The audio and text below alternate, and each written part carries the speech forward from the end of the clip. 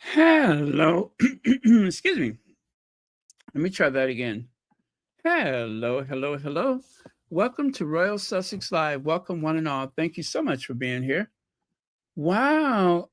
Christina Rowe is a new member. Now, that is a way to be welcomed into the conversation. I really do appreciate that. Um, Thank you for the new membership. Okay.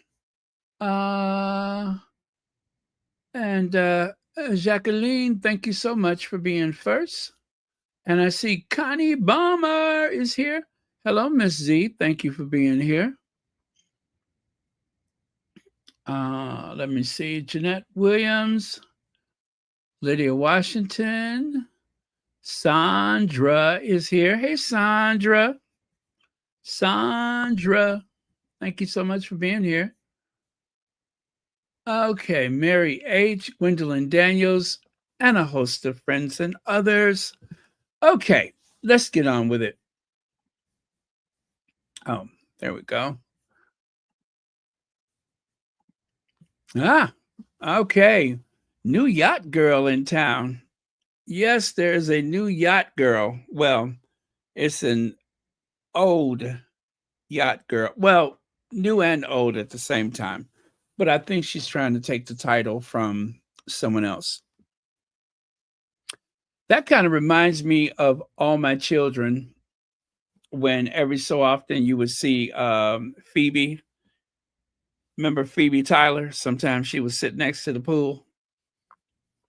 She put that bathing suit on, and you'd be thinking to yourself, wow, I cannot believe that is the woman from Citizen Kane. Yep, that was Phoebe Tyler. What was her name? Warwick. Something Warwick. Oh, I can't remember. But yes, Phoebe Tyler from All My Children. She was in Orson Welles' Citizen Kane.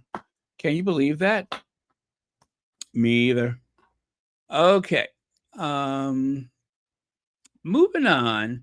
Napa Valley Rosé. Have you ever heard of it? It's from a new wine producer called As Ever.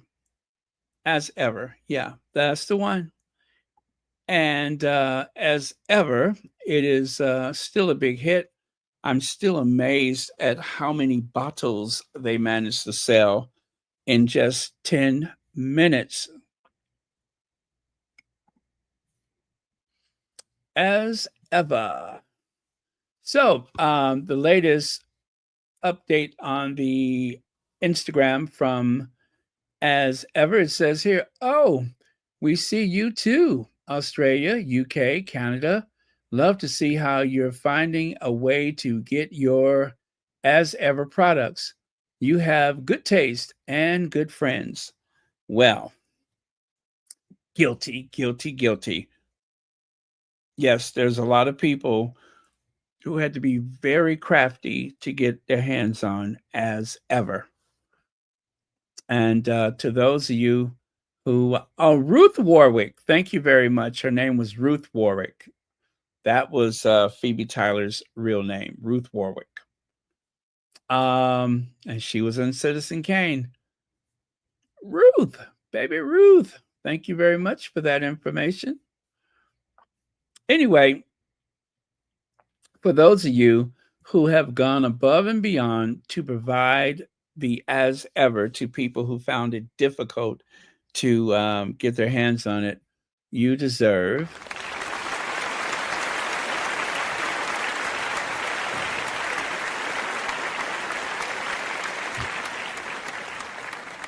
yes, that's what you deserve. You deserve applause for that. Yep. You made me love you, and I didn't want to do it. I didn't want to do it. Okay, Sentebale decline raises conflict of the interest accusations over Nandi Life Science link. Just when you thought things could not have been any stranger, any weirder than they are already, there is this puzzling connection. How in the world, how in the world did we get here? That is the question. How in the world did we get here? Somehow, some way, um, the the phony doc. Well, I won't say phony doctor, but the not a real doctor. The not a real doctor somehow has managed to bridge an existing charity with a, I guess, company that she founded that was in search of funding, in search of purpose, and somehow she has managed to bridge the two of them together. It is the darndest thing. It's one of those things where you just wonder, how did we get here? How did this happen? Do the authorities know about it? That's the question I'm asking. I mean, there is an agency in the UK that is supposed to provide oversight for such things, but I guess they're kind of nearsighted because they can't see too far in the future. Um, Obviously, because as we found out, that Nandi Science page that she had, it went away, but then it came back, and we are going to explore that. We shall explore that together. Okay, Sentebale charity, co-founded by Prince Harry and Princeso to support children living with HIV in Lesotho and Botswana, is facing one of the most serious crises. Once known for hosting more than 700 children each year in residential camps at the Momahato Children's Center, the organization has slowed its flagship program to a crawl. According to the Times, Chair Sophie Chanduaka um, has cut costs, sent staff home, and faced questions over the charity's annual impact. At the same time, attention has turned to her private company, Nandi Life Sources, which used Sentebale branding and imagery on its own website, raising conflicts of interest. I mean, I don't know if you can see it, but that kid in the picture has a little knit cap on his head. You guys call them beanies. Well, that beanie that he's wearing has the logo for Sentebale. By the way, I think I want one of those. Well, not anymore. Um, but I would have wanted one. So, service cut at Mamahato Center. Until recently, the Mamahato Children's Center welcomed more than 700 children each year for residential camp. These events help build confidence, improve health literacy, and connect children to vital care. That work has now been sharply reduced. Reports from Lesotho and the Times indicate the center effectively mothballed. It has effectively been mothballed. And for those of you who do not understand that term, well, mothballs is what you use when you store some of your finer clothes away for long periods. I think wool is very susceptible. The moths like to eat it, I guess, or whatever they do to it. And so when they say something has to be mothballed, that means you're putting it away. You're kind of just locking it away for the time being. No holiday camp has been held this year. Management instructed staff to work from home and save on utility costs. Well, if you're not using the utilities at work, then you're driving up your utility costs at home. Who's paying for that? The organization has also made redundancies to steady its finances. A 25% spending cut since March has come at the expense of in person services that once formed the charity's core mission. And just think, none of this would have happened if the person that was chairing the charity would have just stepped down when they asked him to. But no, she decided to stay. And not only did she stay, but she caused a lot of hardship. Austerity measures have reshaped day to day operations. At the same time, development outside Sentebale's core work are drawing attention as programs, contract, and funding tighten. Um, Scrutiny, that is, has shifted toward the chair's private business ventures. Private company uses Sentebale branding. In recent months, observers have found that Nandi Life Sciences, a biotech startup founded by guess who and her brother, um, Tanashi, is I think that's the name's Chaduaka, displayed an image of a child wearing a Sentebale branded hat on his corporate website.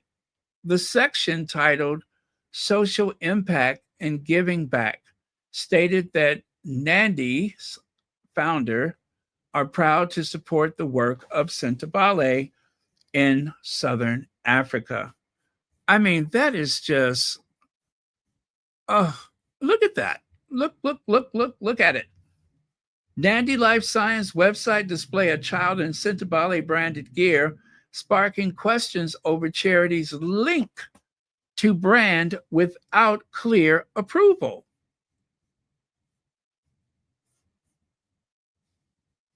Like I said, just when you think this could not get any weirder than it already was, you see something like this. For those of you that just joined us, please make sure you hit the like button. Again, please hit the like button. Otherwise, Royal Sussex may have to be mothballed. We don't want to mothball Royal Sussex, so please hit the like button so that the algorithm knows how much you value Royal Sussex. Okay, so the governance and transparency concerns. The UK Charity Commission's recent report identified governance failures at Sentebale and criticized all parties for allowing internal disputes to spill into the public arena. Against the backdrop, serious ethical questions now surround the decision by Chair, not a Dr. Sophie, private company Nandi Life Science to use Sentebale's branding in its corporate marketing. It even sounds weird to say corporate because, trust me, it doesn't seem like a corporation. It looks like a website in search of a corporation. Did the board approve the use of the charity's name and imagery? Only two trustees are currently in place, Ian Rollinson and Dr. Bhakti Hansuti, both who were appointed by not a Dr. Sophie in April, leaving the oversight process unclear. Using Sentebale branding without documented consent represents a clear breach of conflict of interest rules and misuse charity asset for private gain. It says here, conflict of interest exists when a trustee's duty to act in the best interests of their charity is in conflict with their own personal interests or loyalty to another person or organization. Trustees must not benefit from their role unless it is properly authorized and in the charity's interests. Well, the Charity Commissions cited that. And I think if you went to their website or whatever and you look at CC 29, Charity Commission Rule 29 or whatever that is, you would see that by using the branding on Nandi Life Science website without documented consent clearly breaches CC 29 by providing unauthorized personnel benefit and misuse charity assets. Also under Sophie's leadership, Sentebale's official website and X account publicly criticized its own founder and former trustee. For donors and governance experts, this blurs the line between a charity's mission and in the personal or corporate disputes. It erodes trust and raises serious questions about whether Sentebale is meeting the ethical and legal standards required of UK charities.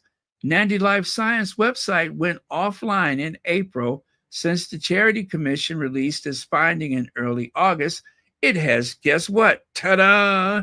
Magically reappeared, linking the charity to the private company. Unclear role and progress of Nandi Life Science. Nandi Life Science describes itself as a biotechnology company working on the autoimmune disease. However, it has no public record of patents, peer reviews, research, or clinical trials. I repeat, Nandi Life has no record of patents, peer reviews, research, or clinical trials. As reported in April, there is no evidence of medical staff, published studies, or regulatory filings to support its claims. In other words, it's a website in search of a company. It's a website in search of investors. It's a website that doesn't really have anything behind it but ill intentions, allegedly, bad intentions, allegedly, flimflammery, possibly, hoodwinking, likely, bait and switch, possible, okey doke.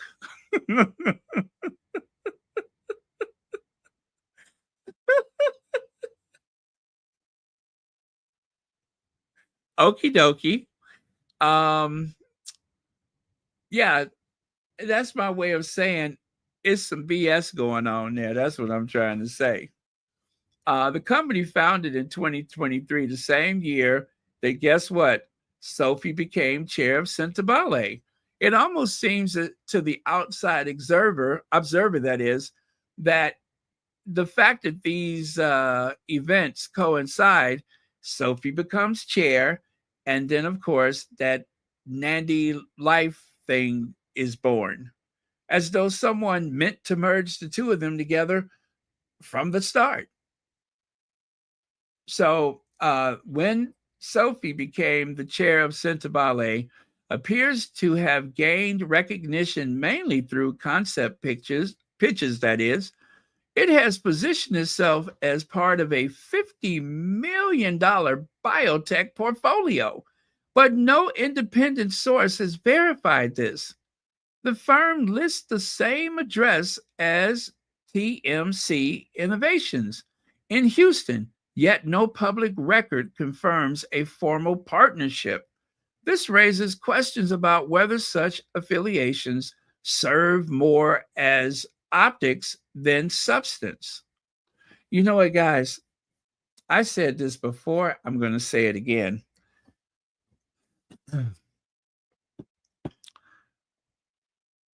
The mostly women and a few men that make up the Sussex squad, few men by comparison. But how do I put this without sounding like I'll just say this. Um, there's a reason. There's a reason why there's no black women working in the current presidential administration. There's a reason. And that is that incredible ability to to notice flimflammery, the okey doke, when they see it. Seriously. You could not have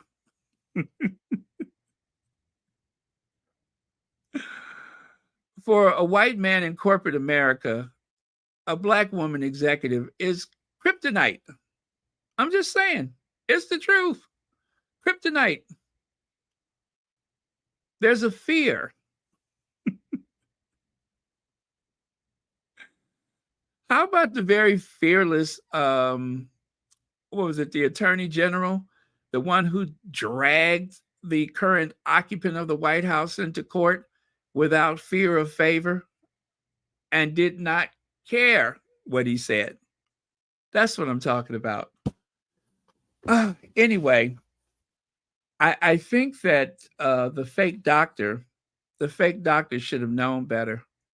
If it wasn't for the Sussex squad, and truly mostly African descent women around the world that saw a fellow woman of African descent being maligned by the system, just think of some of the stuff they would have gotten away with.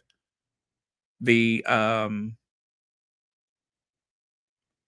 firm, the tabloid media. Just think of some of the stuff they would have gotten away with. Just think of it. But for the fact,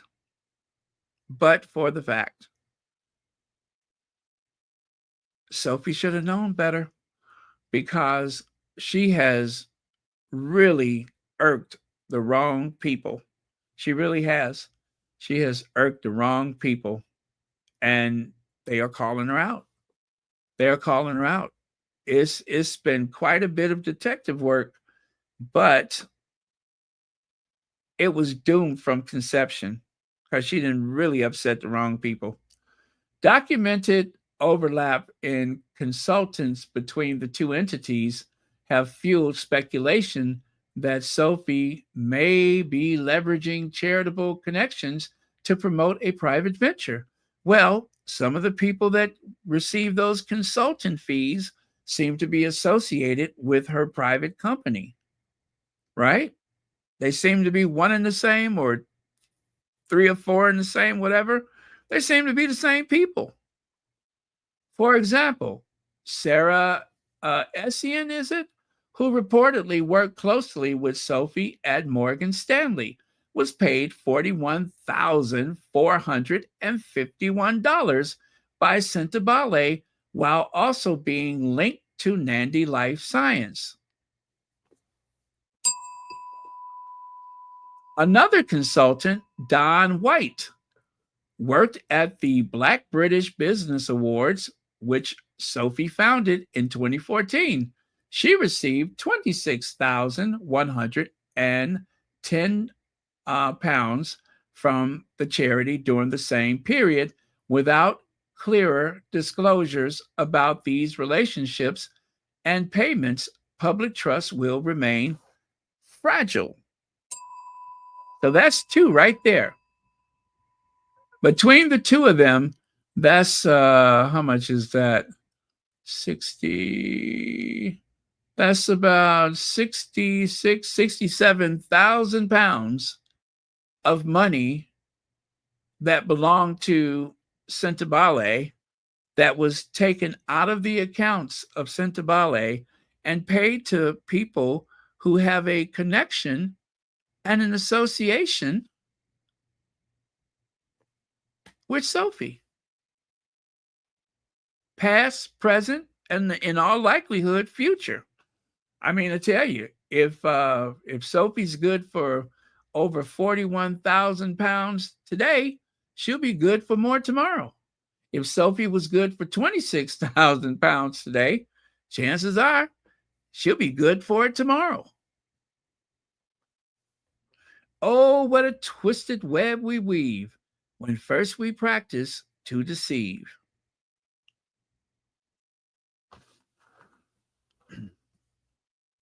Thank you, Feminagra. Final thoughts. Sentebale's mission remains essential for children living with HIV in Southern Africa. However, its ability to deliver on that mission has weakened. The use of its branding by the chair's private company has deepened concerns over governance and leadership. To restore confidence, the charity must provide transparent explanations and ensure a strict separation between its work and any private business interests. Above all, must renew its focus on the children and communities in which it was created to serve. Oh, Sophie, what have you done, girl? What have you done? And now you got a whole bunch of sisters mad at you. Oh, and when I say she got a whole bunch of sisters mad at her, I'm talking about real PhDs, real doctors. You know what I'm saying? The real deal, not some honorary crap like she got. Those are the kind of people that's looking into this. People who have worked in Fortune 500 companies, people who have started their own businesses and such.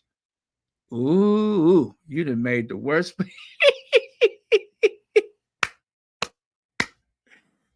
Ooh, you done made the worst kind of enemies, girl. You done really effed up. Sophie, girl, you done effed up. Yep, you done effed up. You done poked the bear. And even worse, you done poked the mama bear. And they're gonna be looking into you. I hope for your sake, everything's on the up and up. Because if it ain't, you going down, girl. You going down. Is that some good news there, dearest bear? And I finally hit 500 followers. I never thought my little channel would see that. I just wanted to send Harry and Meghan. You were a huge reason people followed me. Thanks so much. And all, oh, you're quite welcome. And congratulations, as a matter of fact.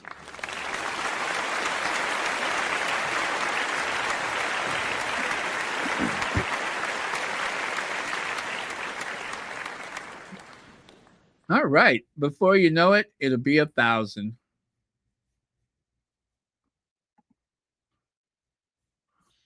Okay. Let me see. Take that away. Oh, the shark has. What is that? Oh, the shark has pointy teeth, dear. Da, da, da, da. Speaking of sharks, you see that dorsal fin? Just when you thought it was safe to make donations, Sophie happened. Now you just don't know who to trust. Actually, thing is, trust everybody but her.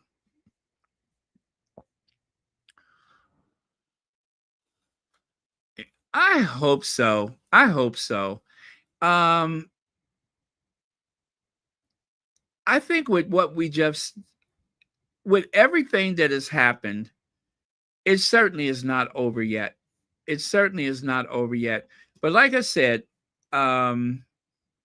she knows the language to use to make it very difficult for certain people to, approach this without looking like she's being bullied. Especially in the cancel culture as it is, it makes it very difficult. She used the race card, as it has been reported. She has used the race card. And of course, that changes a lot. If they are going to dig any deeper and expose these inconsistencies in a way that will be detrimental to her, all I can say is they have to get it right. They have to get it right. It has to be no shadow of the doubt that there's been some misconduct. But I hope it doesn't come to that. I hope she'll just step down and go away. She needs to step down and go away because, like I said, she done made some really, really brilliant people cross with her. And that is not going to work out well for her. Really, it's not. I mean, I laugh, but it's not.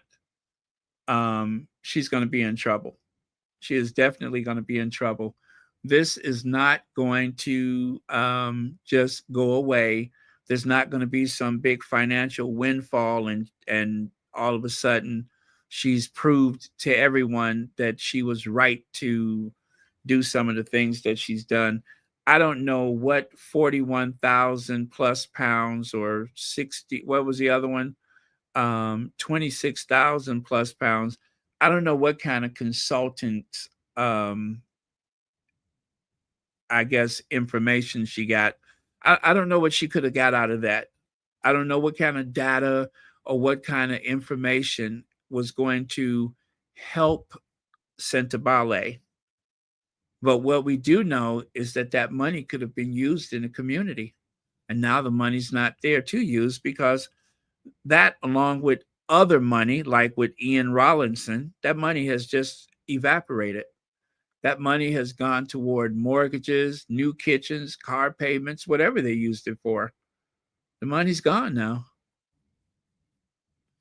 One hand washes the other hands, and both hands take the money from Sentebale. Oh, I shouldn't laugh. It's a terrible thing, but it's the truth. It's the truth. The fleecing of a charity, allegedly.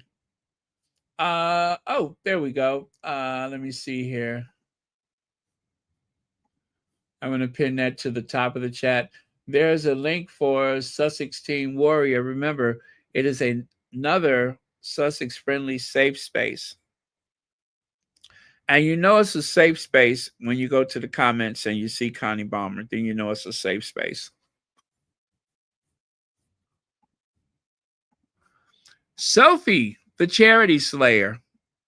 Yes, that's the only thing that I could think of when I look at the Game of Thrones image right there is Sophie, the charity slayer. She saw, and you know, this is what I think people keep overlooking is that she was one of the board members for what, 6 years?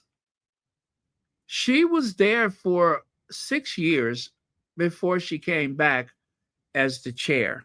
So if someone on the board decided that they just did not like her or something like that, wouldn't she have known before she came back? It seems like they were familiar with her. They celebrated when she became chair. And that celebration turned sour as things began to deteriorate. Like she said, there should be a report on the governance of Sentebale. Well, 2 years on, where is the report? A year ago, where was the report? This time next year, where's the report? Will there be a report? Doubtful. I'm telling you, it's flammery. Flammery. Okie doke.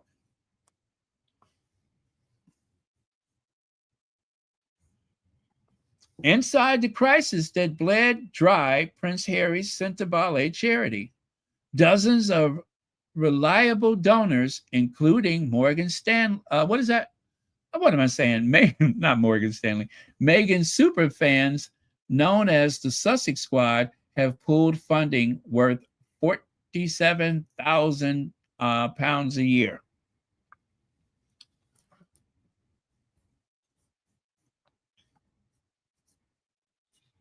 Let me see. I wonder who has 47,000 pounds. Well, Ian Rollinson. Maybe she can ask him for the money. He got it. We know where it came from. Let me see. As a matter of fact, the information, this article from, oh, wait, that's not the article. Where is it? Oh, okay. The Times, the London Times. This article is from the London Times. It says here the Lesotho Children's Center, run by Sentebale charity, set up by Prince Harry in honor of his mother, was once flush with life. Until recently, more than 700 children with HIV headed to its state of the art facility for life changing residential camp each year. 700 children. It is alleged the site has been effectively mothballed amid funding crisis that bled the charity reserves dry. The charity's flagship holiday camp at the Mamohato Children's Center in Lesotho have ground to a halt, and staff there told to work from home to save costs. The charity made redundancies to try and steady the ship, and in total costs have cut by 25% since March. It marks the latest chapter in a feud between the Duke of Sussex and the charity's chair, which this week resulted in a damning Charity Commission report. Okay, let me get to the part that I'm looking for here.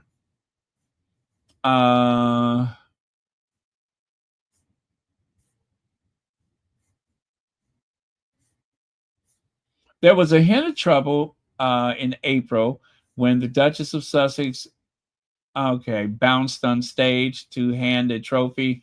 I don't like the word bounced. Uh, uh, to hand a polo match trophy to her husband and his winning team at the fundraiser, awkwardly supplanting. Well, anyway, that's shady right there. They could not avoid that one. They just had to do that. Let me see here.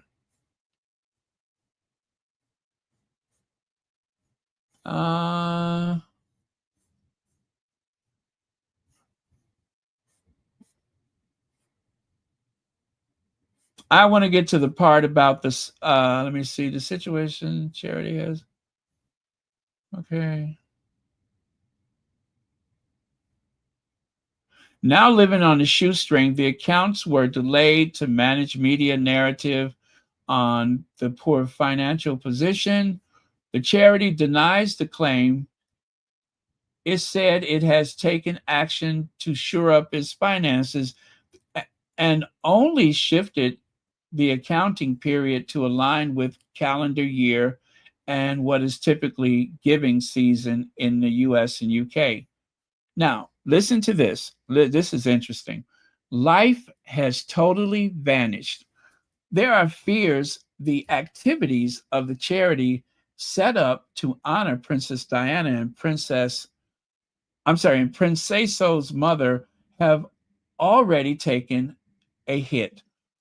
Principal Chief Koban Thako, who drives past the Mamohato Children's Center daily, cannot remember the last time he saw any children there. I repeat, he cannot remember the last time that he's seen any children there. Life has totally vanished from that place. It looks closed and more like nobody's it looks closed like somebody's private property than a space for children as it was intended to be. The 67-year-old said this week that beautiful place is just standing empty with no one benefiting. No one is benefiting from it. It is standing empty. A place where the children laughed and played and learned and is empty. Empty. He hasn't seen anybody there. Empty. A vacant building. Lifeless, without purpose, just empty.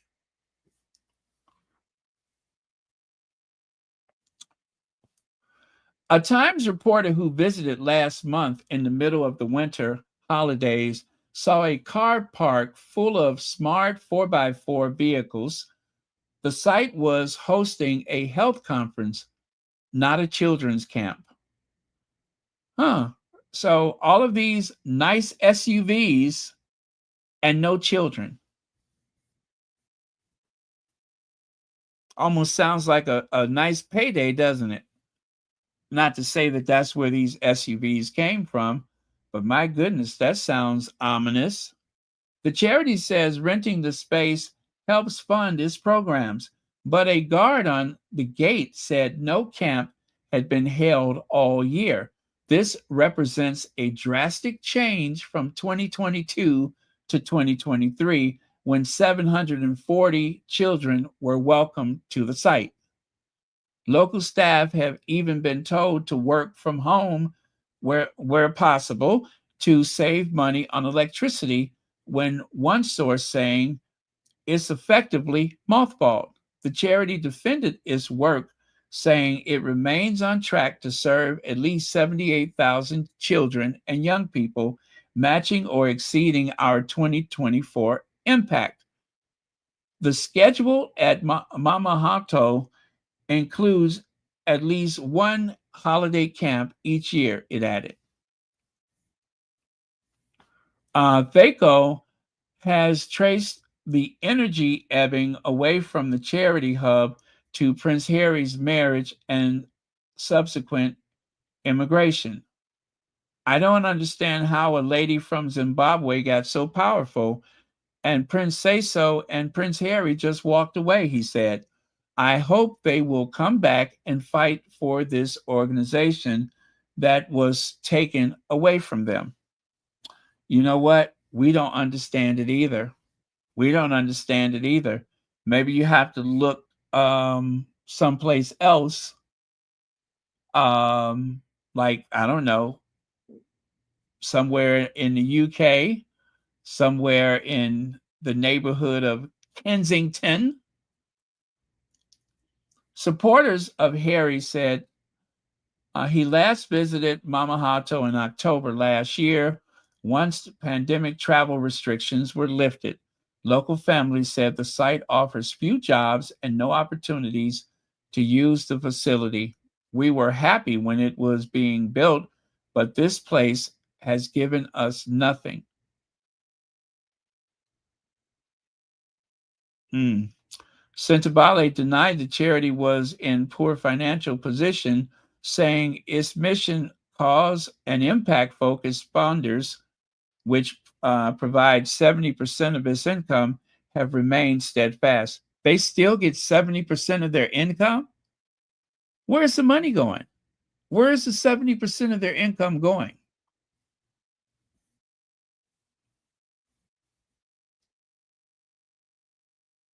They say while some royal fans have pulled donations, Sentebale has gained an equal, if not greater, number of individual funders since March of 2025.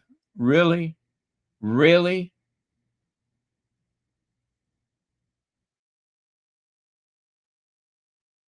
Okay, they're saying that the charity has suffered from negative attention. Should have thought about that before you went on Sky News.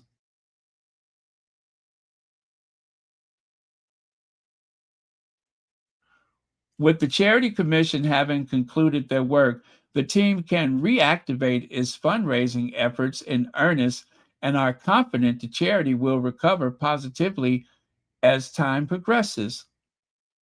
Huh. Is there somebody else that is going to donate $1.4 million? No, $1.5 million? Is there someone else that's going to just give you $1.5 million? Oh, no, I forgot. That was Prince Harry.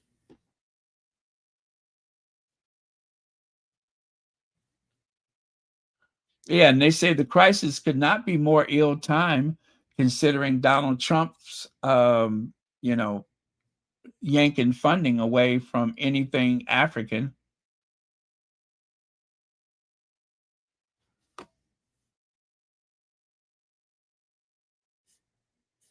Oh, well, they say if the past week has been anything to go by, it looks like neither side is ready to bury the hatchet. You guys, that is where we are right now. That is where we are. Take something that was just fine, a well oiled machine, and break it.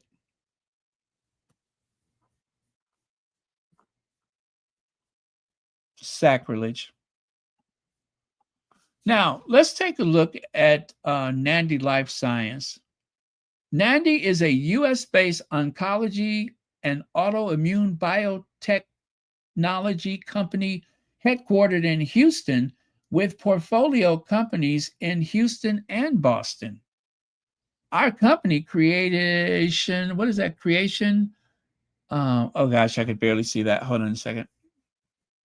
I'm gonna have to make that bigger. Uh, okay.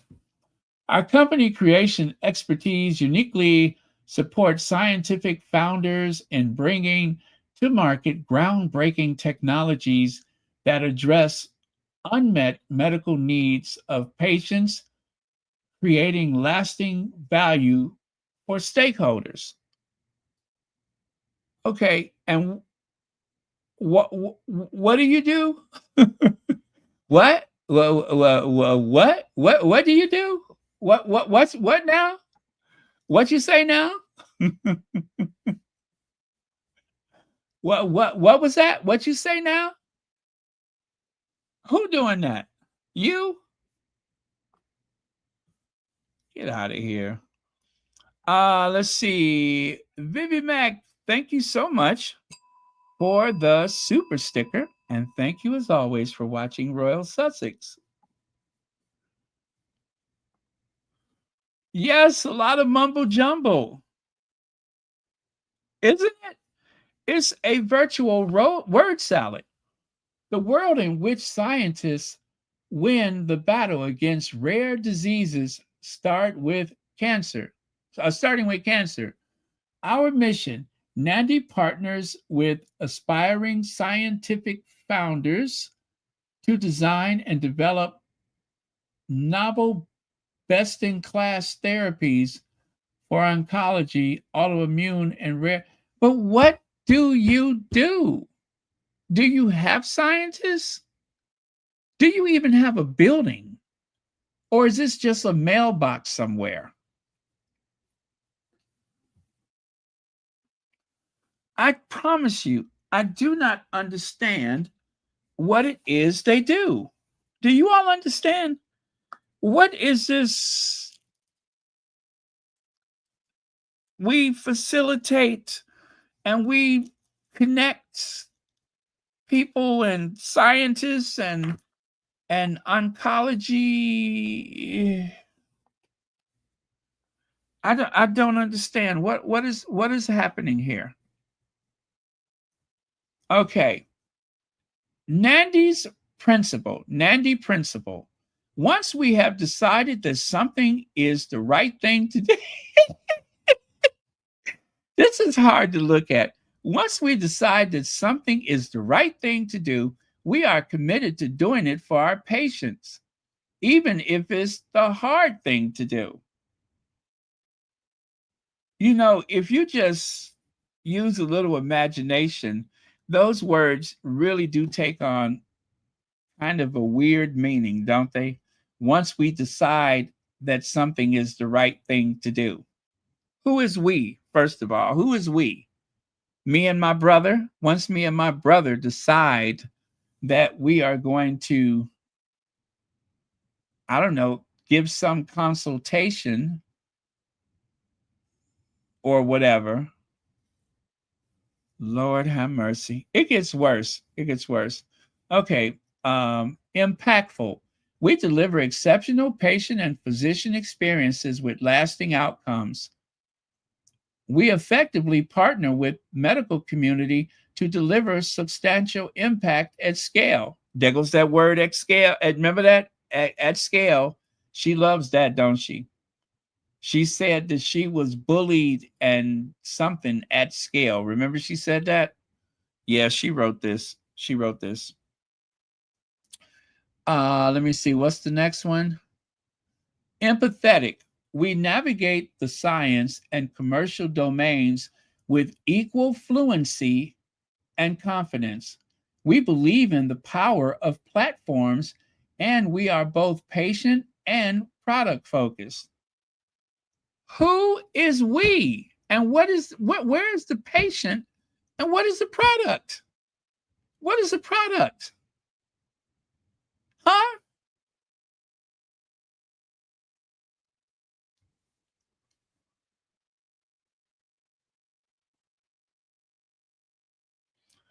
Um Empathetic. Wait, no, that was empathetic there. I think this is versatile. We start by understanding an innovation from a scientific founder's perspective and work with them to persuade others to believe in and invest in innovative ideas. In other words, we are going to make them believe that we have a purpose, even though we are not scientists, even though we are not the patient, even though we don't have any money. I guess if you're not a scientist, you're not a patient, and you ain't got no money, you would have to make people believe something that is not there. Lord have mercy. I told you it goes from bad to worse.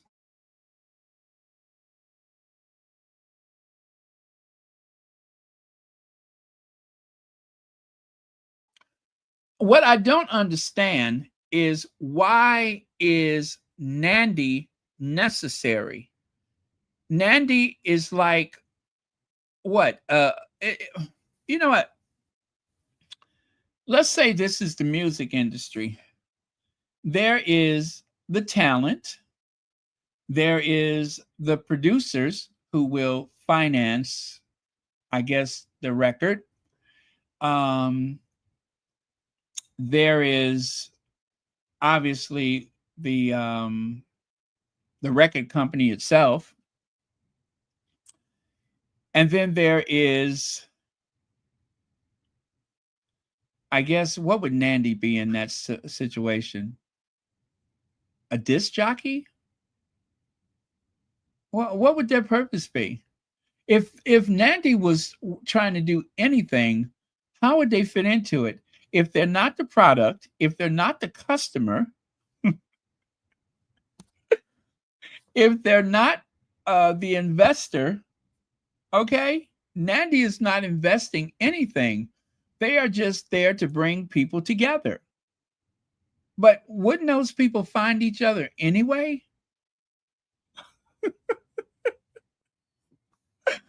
Advocate, advocate. We use our platform and global network to to profile and enable the work of our aspiring scientific founders. Who are the scientists? Y'all ain't got no scientists.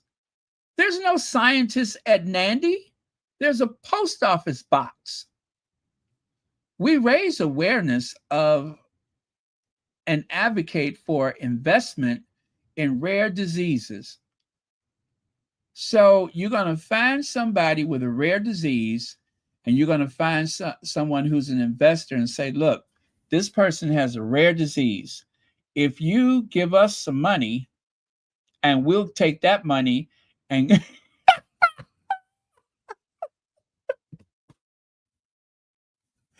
if you give us some money, we'll take that money and we will pay some consultants a consultant fee so that we can come back to you and say, we ain't got your money no more. Is that what they're doing? Is that the point of this? Is that what Nandi does? Is to I'm sorry, y'all. I'm just trying to understand how do they fit into this? What do they do? To me, it sounds like a bunch of bookies. Like you're gonna bet your money Um, you know what I'm saying? They sound like some bookies. I just don't understand what they do. Why does the world need Nandi? What is Nandi going to do for the world that hasn't been done already? I just don't understand what their purpose is. It's a bunch of big words, okay. And of course, they are going to do whatever they do at scale. They like that word, at scale. But I still don't understand what the point of I still don't understand what the point of it is. Why does the world need Nandi? Now, lastly, decisive. Our evidence-based approach to all commercial decisions making means we can confidently forge ahead to make the tough calls.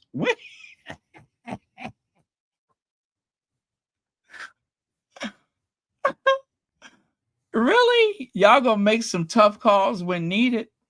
Now, who are you gonna call? Ian Rawlinson? Is that who you're gonna call? Are you gonna call your brother? Are you gonna call those two ladies that you worked with at Morgan Stanley? Who are you gonna call? What are the tough calls? What are you calling? Our evidence base. Okay, you have to have a company. You have to have scientists if you want evidence.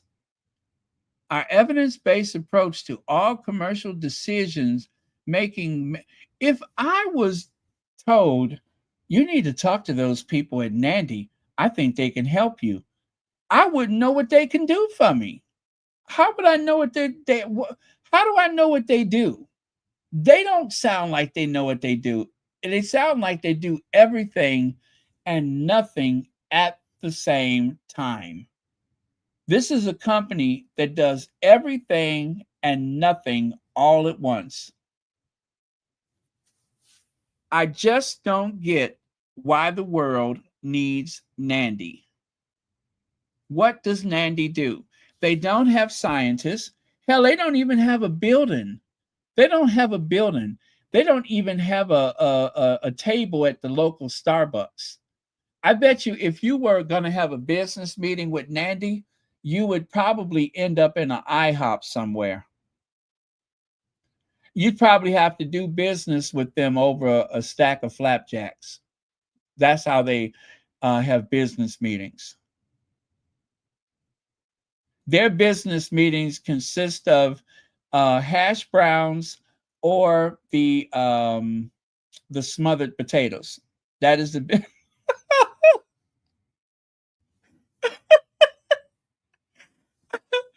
our evidence-based approach. How are you going to approach something and you don't even have a door? You don't even have an address. They don't even have an address, y'all. Now they say they from out of Houston. Um, a post office box is not a building. That's a post office box.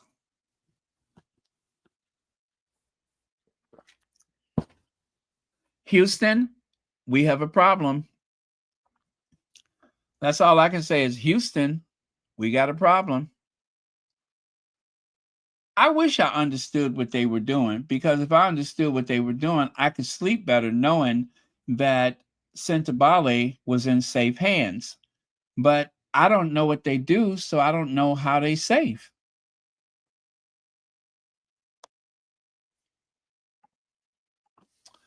Oh God, here we go again. Our team and expertise, our world-class team. Now, man, this is a stock photo. This is a stock photo. Let me see if I can find this photo someplace else. I promise you, I think that is a stock photo. Let me see. I bet you this photo is a stock photo. Let me see if I can find it.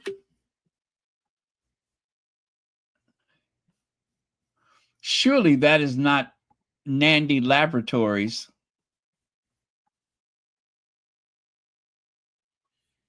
Uh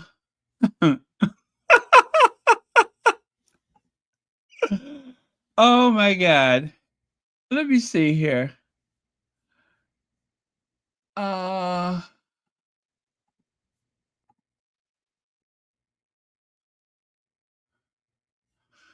those two people that you see there, Statistics for Clinical Research, a practical guide. I'm seeing that picture with something else. It's called Udemy. Okay. That's not what I want. I want to prove that this is a stock photo that anybody could buy. They should be embarrassed. They should be embarrassed. National Cancer Institute. Um, Now there's the same guy looking into a microscope for another website, the National Cancer Institute. I'm telling you guys, these are like some stock photos that you can find anywhere. Now, what is this one for? Okay, that's awesome. Yeah.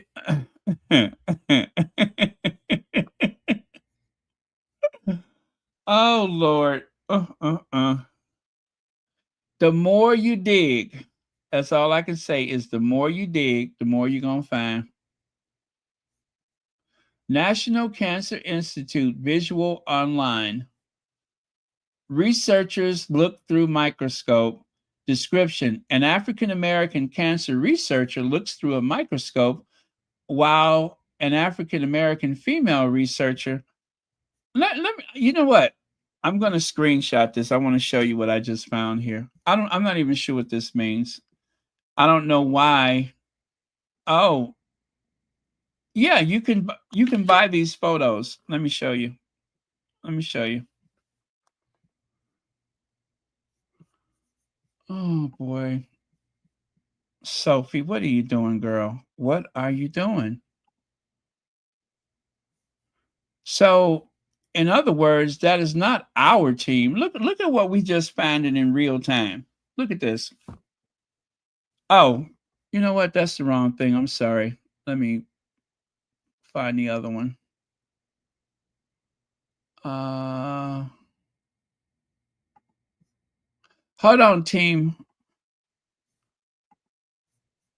There we go. Now you see that down at the bottom? It says if you want the small photo, um, the medium photo, or you can download the large photo. See that? Title: Researcher looks through microscope. That's the name of the photo. Description: an African American cancer researcher looks through a microscope while an African American female researcher looks on. Location: NIH, National Cancer Institute people, health professionals, etc., etc. Type: color photo. Source: National Cancer Institute. And that photo, look, y'all, look at where the photo comes from. That photo is from 2008. 2008.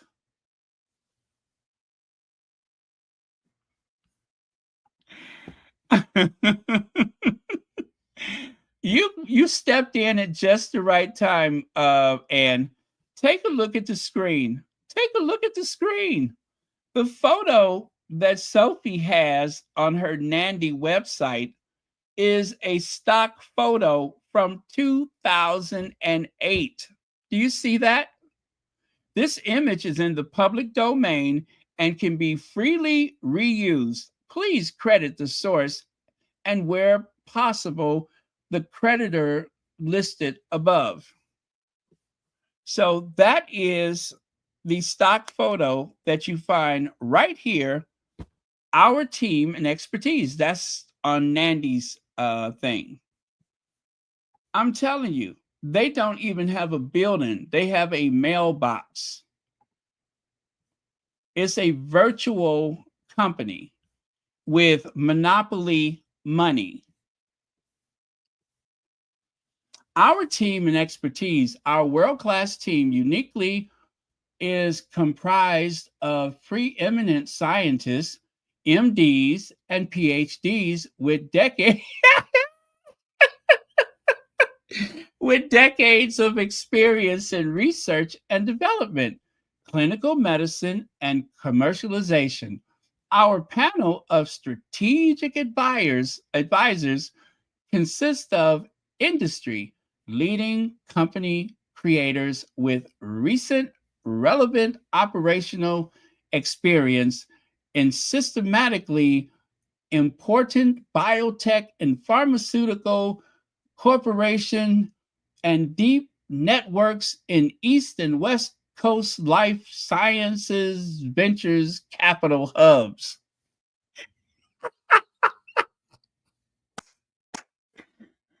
Oh, uh, I can't take it. I can't take it. What the hell did I just read? What was that?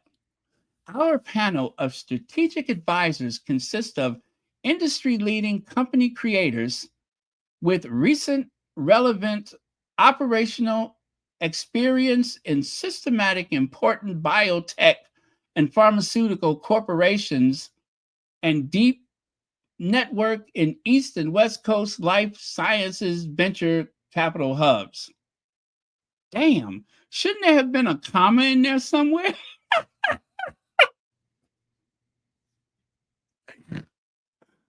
Oh, I would like to see this in German. I would like to see what this looks like if it was translated into German. Give me just a second, because you know how German words go on and on. This whole thing is like one big giant German word. But give me just a second because I am keen. I am keen to see.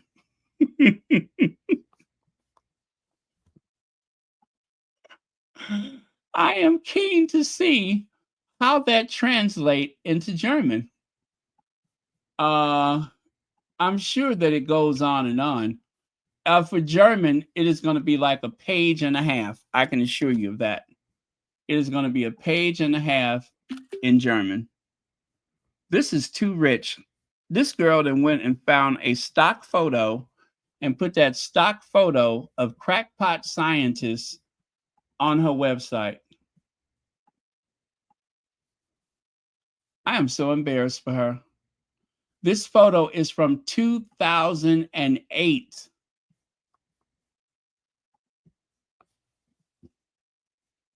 Embarrassing. That girl is embarrassing me now. Okay. Translate English to German. Yes, I am serious. I want to see what this looks like in German.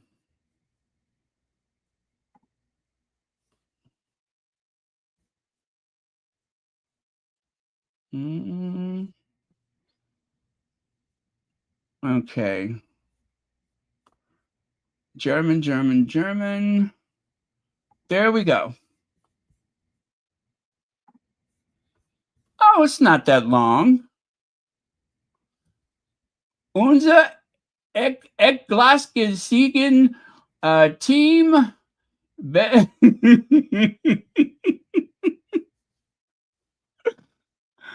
Oh.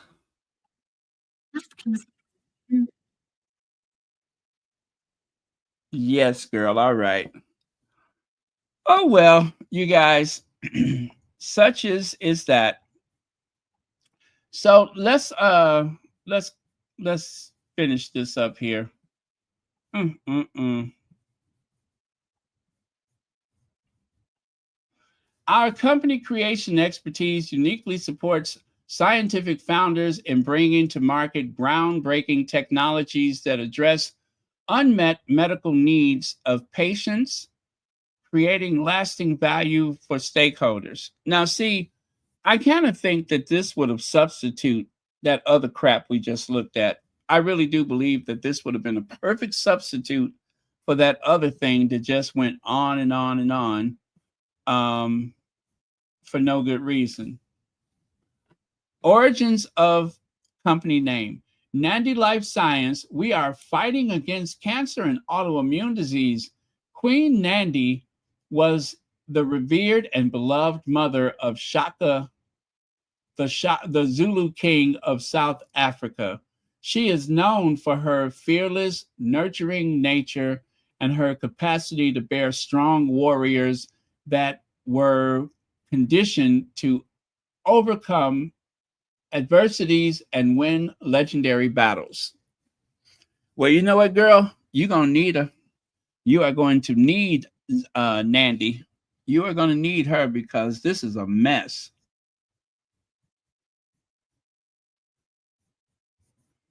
Hi, Marianne Morris. Can I go back to sleep? What a pleasure. Well, I'm glad you're here. Believe me, if you listen to me long enough, you will probably sleep through Tuesday. Oh, man. Let me see. All right, we did that already. And there it is right there. Nandi founder have enjoyed the privilege of a world-class education and international career because of access to various merit-based scholarships and advocacy from business leaders throughout their career. They are deeply committed to paying it forward by supporting young people to achieve their aspirations in life. As such, Nandi founders are particularly proud to support the work of Sentebale in Southern Africa. This is her website saying that they are proud to support the work of Sentebale in Southern Africa. This is on her Nandi website. Principally in Lesotho and Botswana, Sentebale works with children and young people with respect to achieving their health, wealth, creation. You see that? Their health, wealth creation, and climate resilience goals with the support from key influencers in their community. So, one more time, wealth creation and climate resilience. What does Sentebale have to do with that? That is taking Sentebale away from its mission to educate and support anything and everything to do with children, HIV, AIDS, and so on. And now they're into wealth creation, wealth building. Okay. And it sounds to me like, let me see, key influencers in their community. It sounds to me, and I'm just speculating, I'm speaking hypothetically, like they are going to recruit people in the community and have them somehow get everybody all worked up with this idea that they're going to be a millionaire and that they're going to build some wealth. And it who just said pyramid? Alleged pyramid scheme. Who just said that?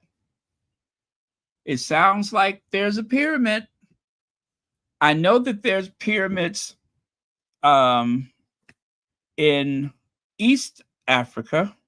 I didn't know that they were trying to put some pyramids in Southern Africa. So this would be the first time that we've ever seen pyramids in Southern Africa.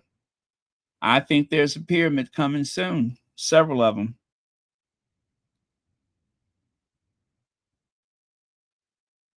Oh, well.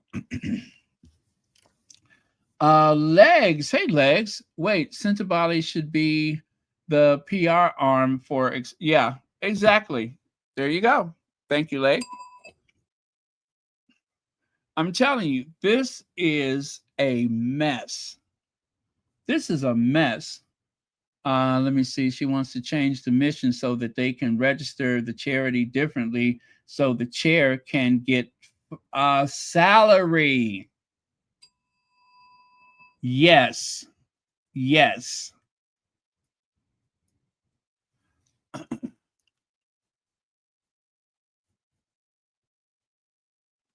Zandy Sussex says there have been rumors that the real motive for the hostile takeover of Sentebale was to access children's biodata, allegedly.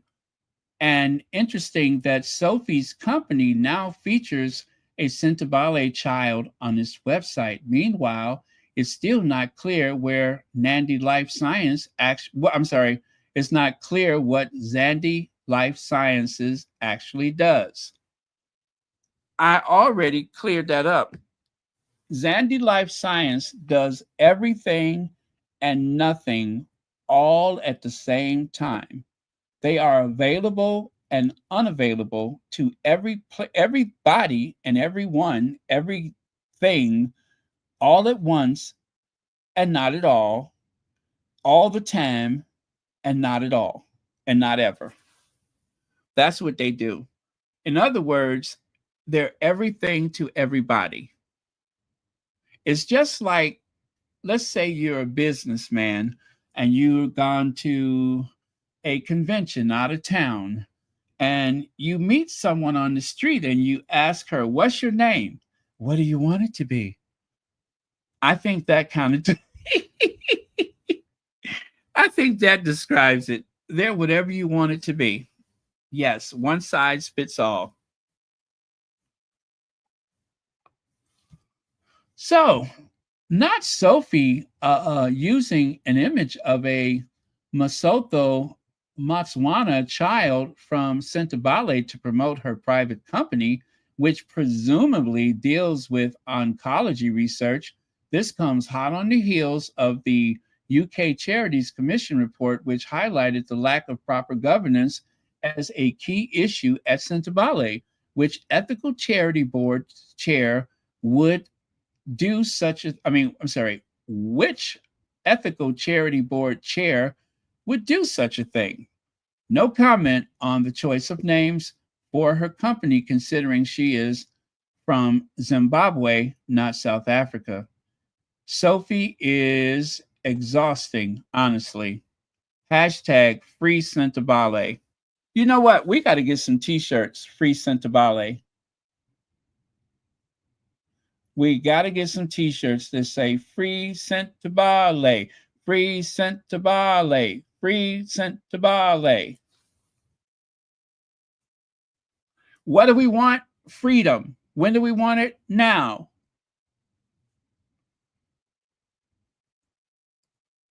Yep. We need somebody, uncle, to sell some t-shirts. You know that same uncle that was selling t-shirts that said free OJ Simpson? The same one that had t-shirts that said free Johnny Depp, even though he wasn't in jail. It don't matter. They say it anyway.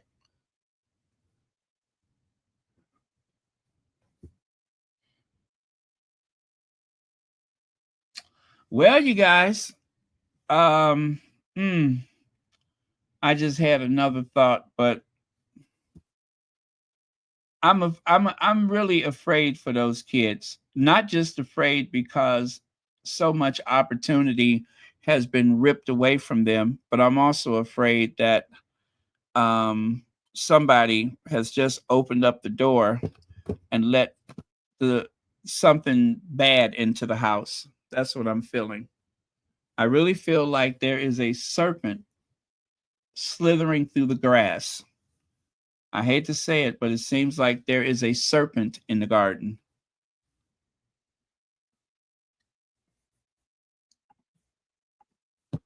Well, Daniel said yesterday, Daniel Egwu said, this is the face of manipulation, corruption, and blatant incompetence.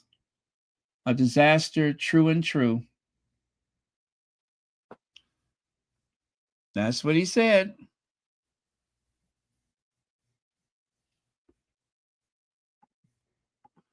Now, I'm going to share a few photos. We all seen these photos, but in light of everything, it's worth looking at them again. It is definitely worth looking at them again. See how them eyes are locked on that trophy? Why is she obsessed with that trophy? Does she get to take the trophy home with her? Why is she so obsessed with that trophy? And aside from being obsessed with the trophy, um, why is she so obsessed with Harry? You know why? The golden goose. Just in case you're not familiar with the term, the goose that laid the golden egg, that's why they say golden goose. Because if you were able to buy a goose and you found out that every time that goose laid an egg, it was made of solid gold, um, you'd be okay after a while. You would be okay. And I think that that's what Harry was a goose that laid the golden eggs. And now the goose is gone. Is he there? It reminds me of that phrase, all over me like a cheap suit.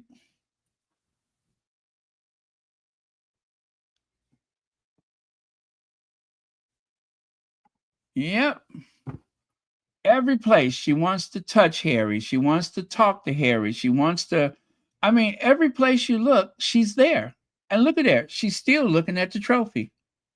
Still looking at the trophy.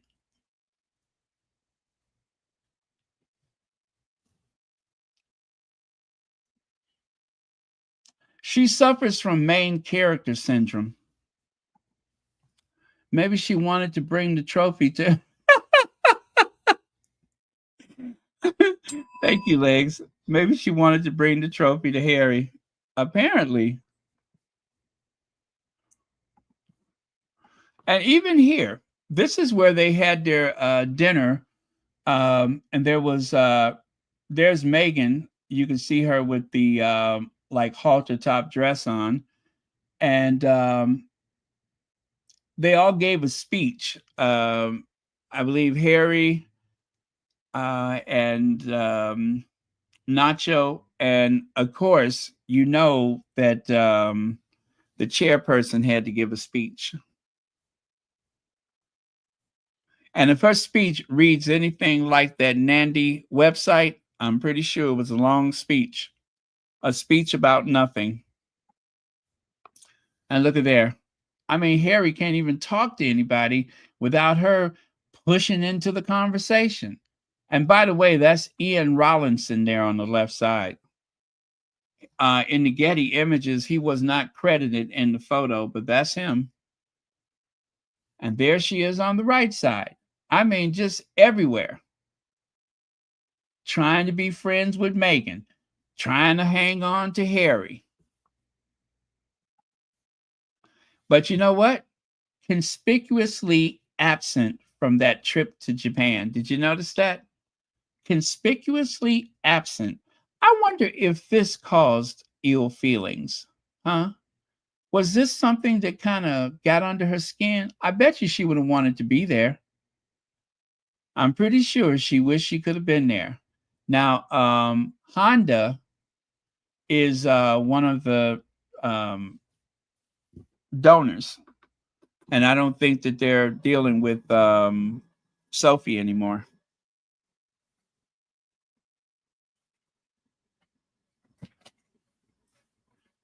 Now they're still donating to Invictus. You see that? You see in the background there? Invictus, Sentebale, ISPS, Honda. You see there? They're still donating to Invictus, but they threw with Sentebale. Hi, Heather Stroud. Thank you so much for being here. Yep. Harry is a walking, talking dollar sign or pound sign, respectfully. Why isn't Sophie releasing this smoking gun text from Prince Harry? Because it does not exist from Prince Harry or anybody else for that matter. That's why.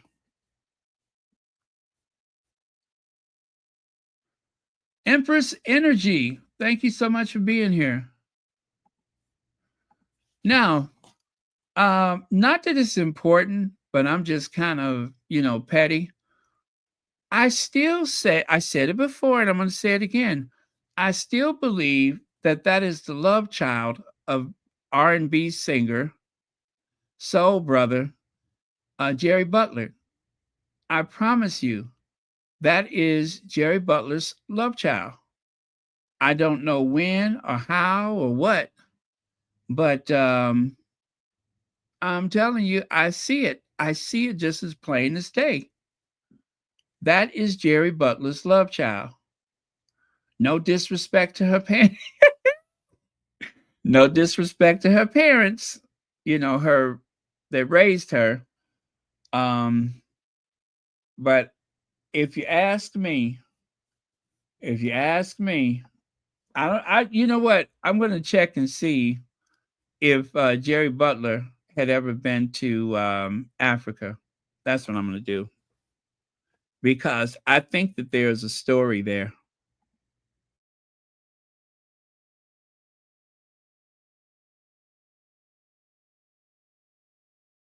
Well, they used to nickname Jerry Butler the Iceman, and that's the what they have in common. Jerry Butler was known as the Iceman, and Sophie is as cold as ice. You see what I mean? You see what I just did there? What? What did I do?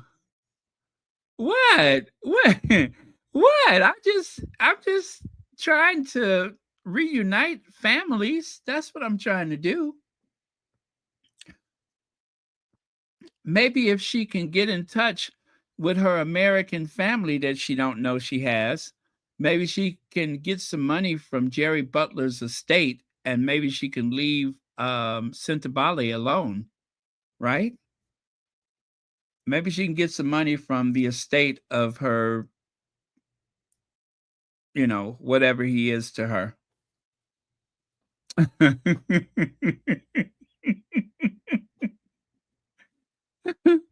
You know what? Let me do this. Singer Jerry Butler's children. I'm trying to see what his family looks like.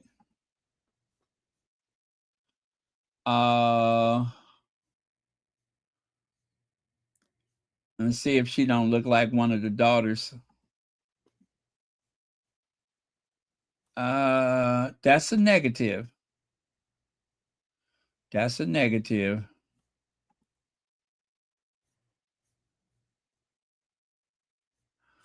Oh wait.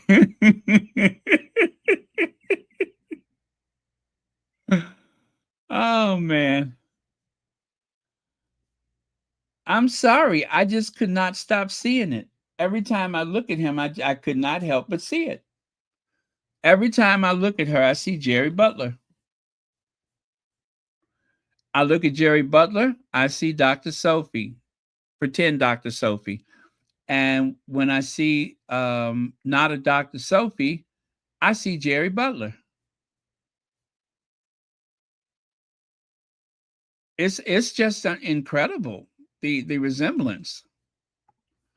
Now, everybody knows who the yacht girl in the royal family is, but I think that title is about to be taken away. Kate Middleton, who once worked for a yacht company, it says here, Forging of a Princess, how generations of steely social climbing matriarchs shaped Kate Middleton's character. She worked on a 72-foot yacht, right? Well, fast forward to 2025, there's a new sheriff in town. Hey, hey, where can a lady get a drink around here? She said. Uh-huh. There you go. When I looked at that picture, I did some research and I found out that one of is a witness who saw them take the picture heard the lady yell, "Hey, where can I?"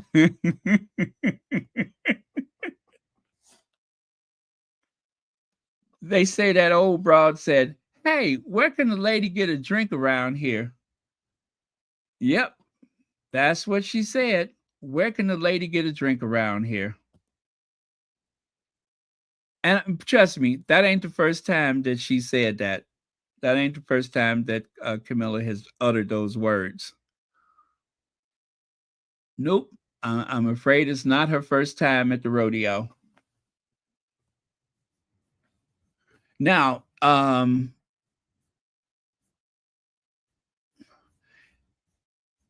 just think it would be so weird. Could you imagine? I'd stay with me now. Stay with me.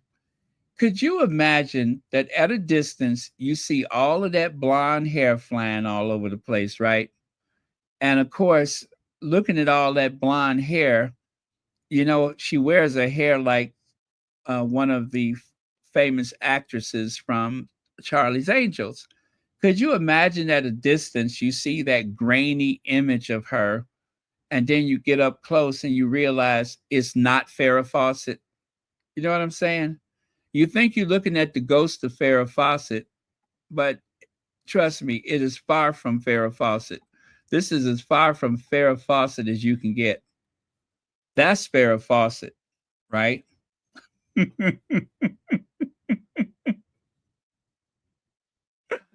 That's Farrah Fawcett. Back in 1976, Farrah Fawcett took some photos for publicity and everything like that. So that is the real Farrah Fawcett. That is not Farrah Fawcett. It's Farrah Fawcett's hair, but not Farrah Fawcett. I mean, you think you're looking at a Hollywood star, and then when you get up close, it's Camilla. You know what I'm saying?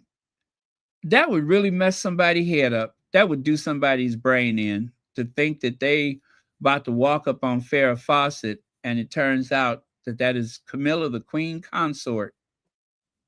Oh, the agony of defeat. The all the what is that? Oh, the humanity. I mean, you would just drop like the Hindenburg. You would literally fall like the Hindenburg.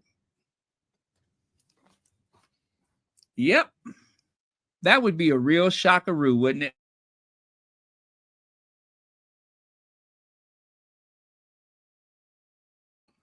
You think that you have happened upon some beautiful lady out on the Mediterranean Sea only to get up close and it's Camilla. Yuck. Blech, ugh. That's just like the time when Camilla. Do y'all know Camilla had her hair braided before, right? Did you all know that Camilla had some cornrows? Um, it'd be the same as if you was at the beach and from a distance you thought, "Oh my God, it's Bo Derek! It's Bo Derek! I can't believe it's Bo Derek!" And then when you get up close, it's Camilla. You know what I mean? That would really mess you up. That'll make you walk into traffic. You wouldn't be able to see anything in front of you. All you keep seeing is Camilla. I mean, from a distance, you think it's Bo Derek, and when you get there, it's Camilla. Oh, the humanity. Kind of a scary scenario, I'm sure. But you know what I'm saying? This is why people drink. You have to drink enough until you see Bo Derek. You have to drink enough until you see Farrah Fawcett. Yeah. Like right here, it's easy to confuse them. Now tell me the truth. You can't tell which of these photos is Farrah Fawcett, and you cannot tell which of these photos is Camilla, the queen consort, can you? I would say the one with the tattoos that say love ma, that's probably the one that has a tattoo of an anchor and that says love mom, that is probably Camilla. The one with the hairy chest and the tattoos is Camilla. The one that doesn't have a hairy chest and tattoos, that's Farrah Fawcett. Yep.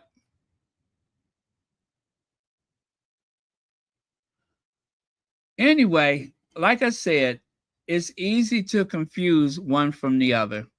Sometimes you don't know.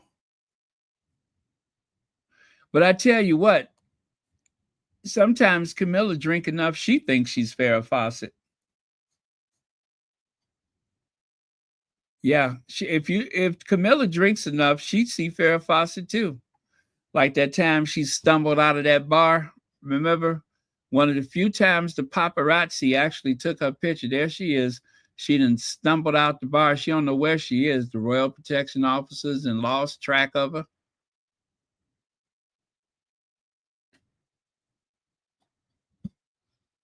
Yep, she comes staggering out the bar. Talking to herself. You can tell she's talking to herself. She is literally talking to herself.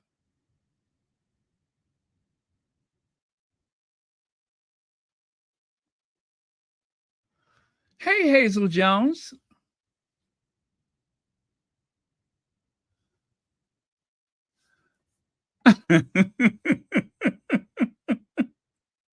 A chicken frying house dress. Oh, I love it.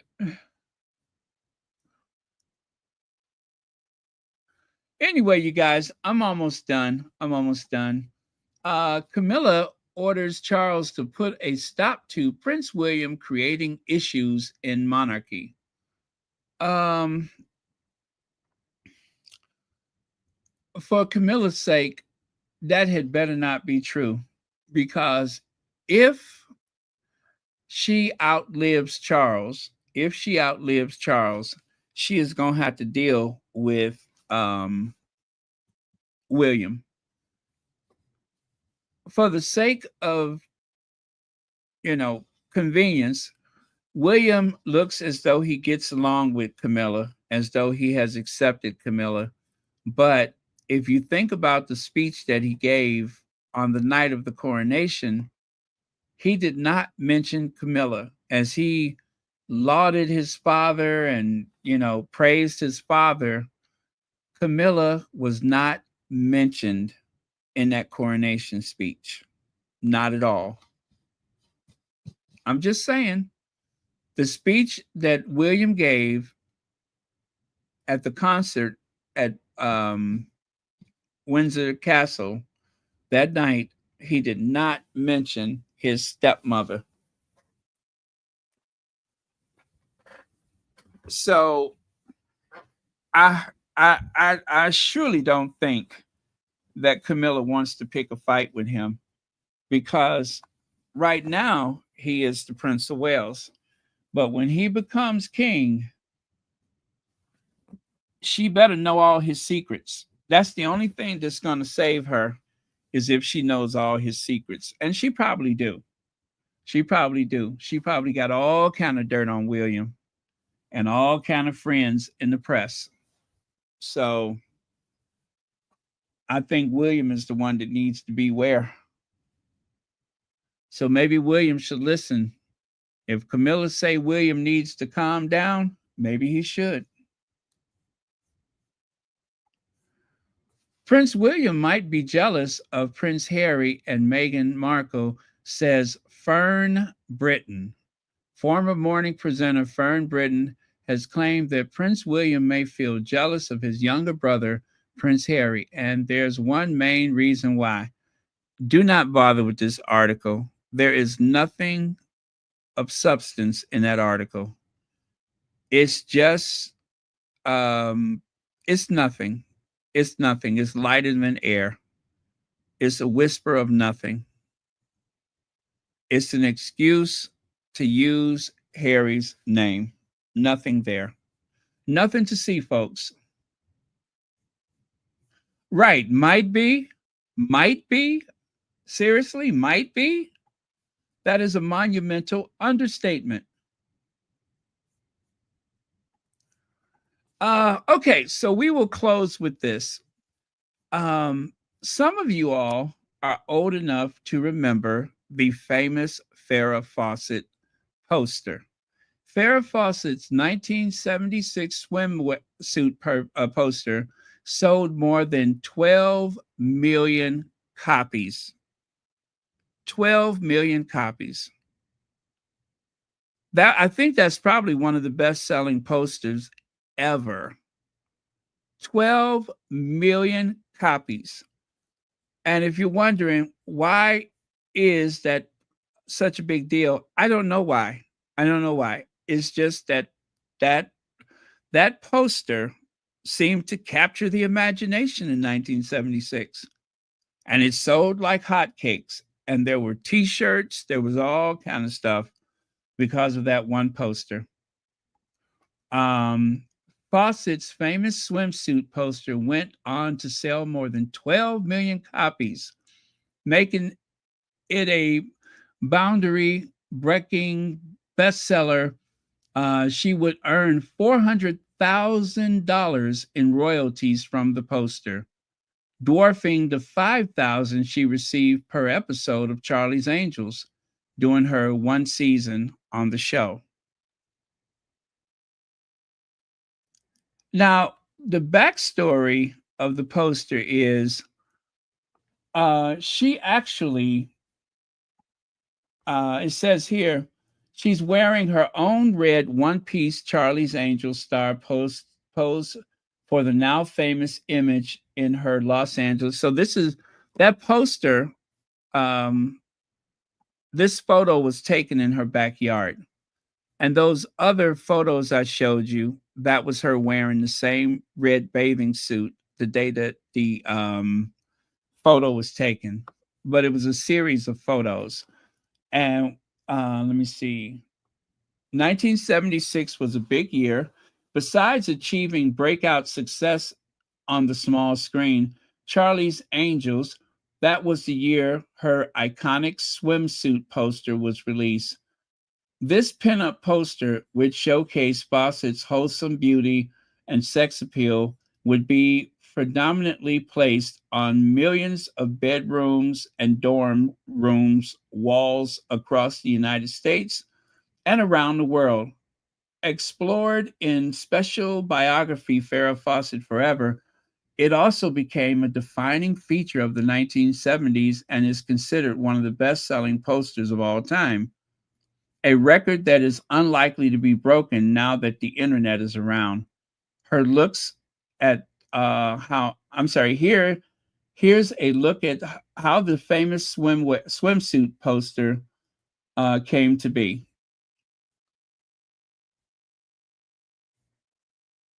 Oh, okay, that changed it when the son. Okay, son of the neighbor suggests she create a poster, and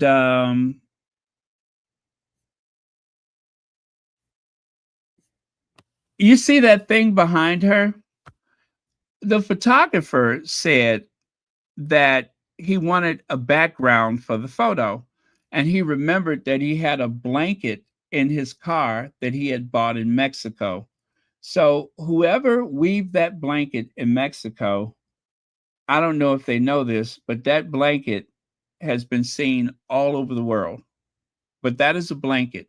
You can see how the line isn't straight. That's because they just draped the blanket on the gate or whatever behind her, and she posed. And out of all the photos she took, that was her favorite. And so when they asked her, which one do you want to use for the poster, she selected that herself. She did her hair and her makeup herself. So everything that you see there, her bathing suit, her hair, and her makeup. And that went on to be one of the most best selling posters in history. So, anyway, that's a little history behind the famous Farrah Fawcett poster.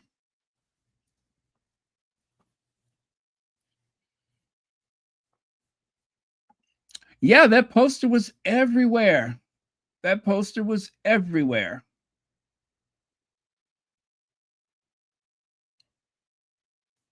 Hazel Jones says, "What is going on to? I'm sorry. What is he going to do to her? Forbid her doing royal engagements. She has her house. Yeah, I mean, after Charles is gone, I'm pretty sure she's not going to want to do anything anyway. I cannot see Camilla doing much when Charles is gone. She's going to cash in and move on.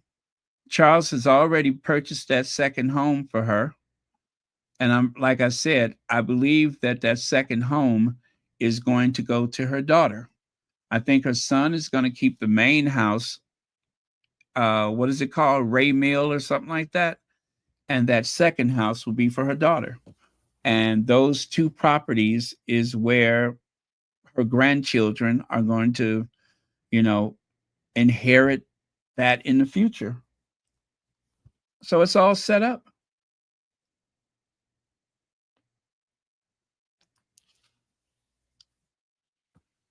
Let me see. Leg says Rita Hayward, Roxanne, Farrah Fawcett are all iconic posters. Roxanne, I don't know what that one looks like. Let me take a look. Roxanne poster.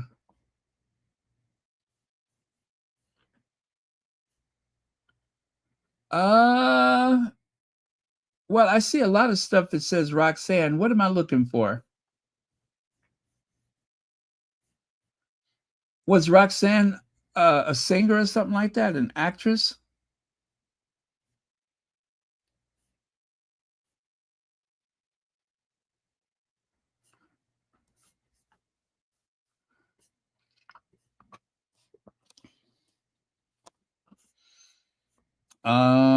Yeah, because I don't know what I'm looking for.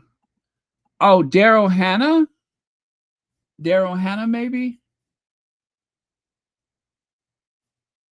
Let me see. Daryl Hannah poster?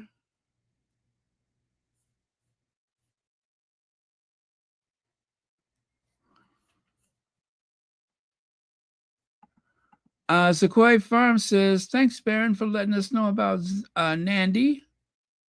Now in Africa, we're going to be on their case to find out exactly what their so called scientific work is.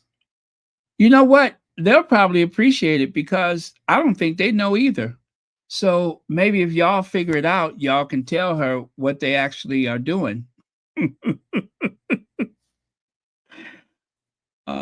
Betty Grable. Yes, that famous poster that they used during World War II.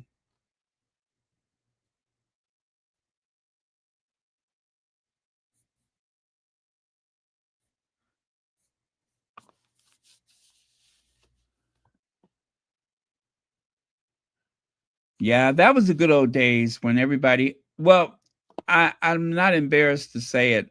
I actually had a Farrah Fawcett poster too. It was just like at the time, everybody had one, so I wanted one too. So, yes, I did have a Farrah Fawcett poster, and I think I had the t shirt.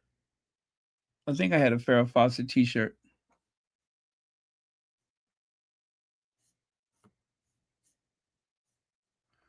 And I actually have the Grace Jones poster where she has a cigarette. And of course, I have the Andy Warhol Aretha Franklin poster, an original copy from the the record company, an original copy of Aretha Franklin, Andy Warhol.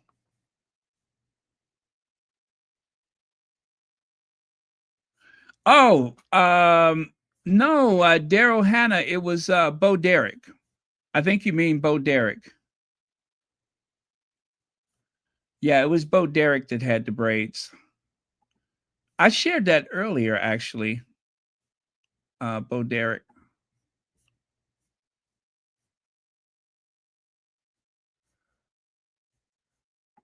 See, there you go. That was from the movie 10.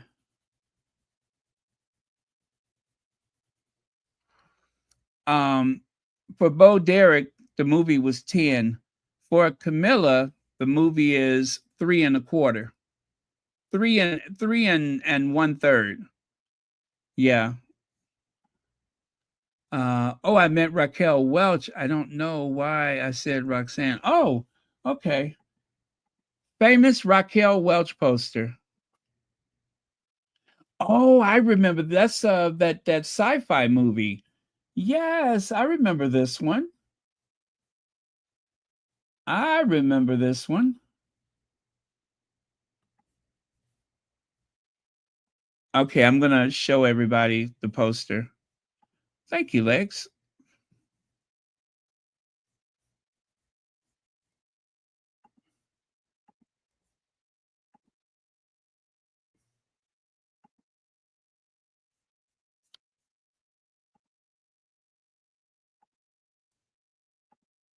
Yes, that very famous poster of Raquel Welch. And let me see, what was the name of the movie? 1 million years BC. That was the name of the movie. 1 million years BC. Did you guys know that Raquel Welch was actually Puerto Rican? And Raquel Welch was born in Chicago. Yes, Raquel Welch is from Chicago. And so was oh gosh, what was his name? Um Robin Williams. Robin Williams was from Chicago.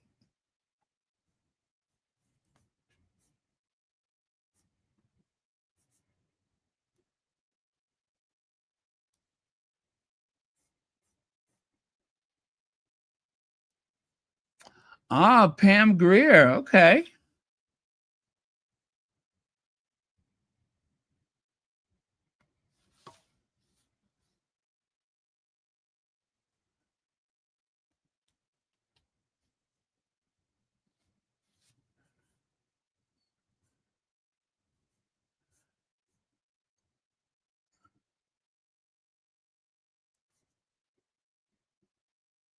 Oh, Bo Derek, not that hot, huh?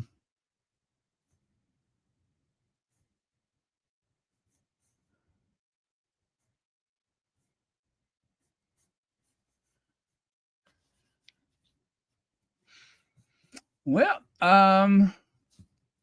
let me see. Let me go back to the top.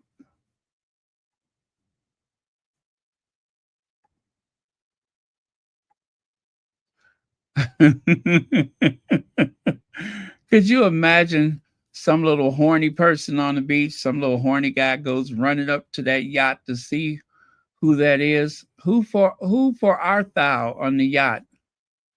Hi, hi.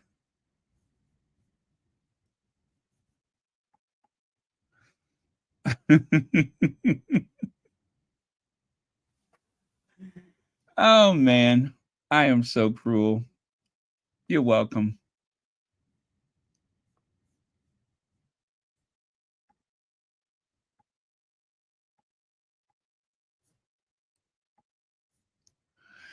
Okay, you guys.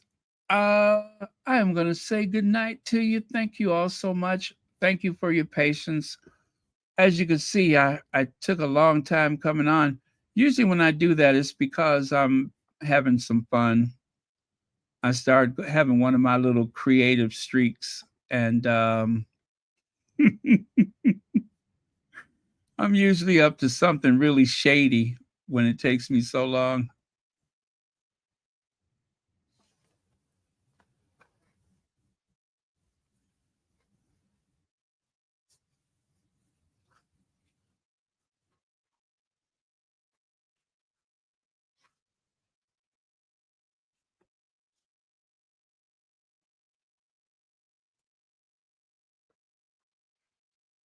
You're welcome, cookies and cream. Thank you.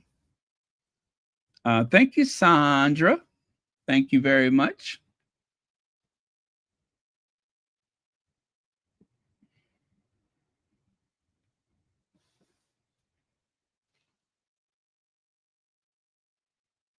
I love that bathing suit that Raquel Welch wore in Myra Breckenridge, that red, white, and blue bathing suit. That is a nice one.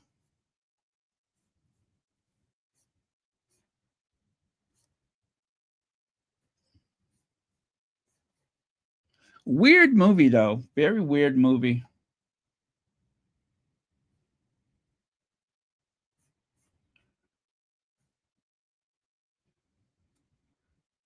Oh, thank you, Legs. Thank you very much. Rory. Hey, Rory. I didn't know you were here.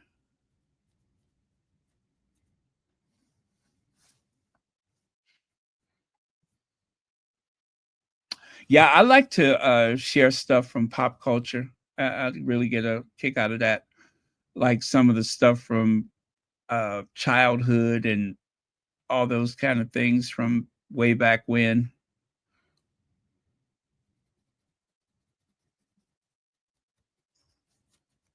Thank you, Lydia Washington.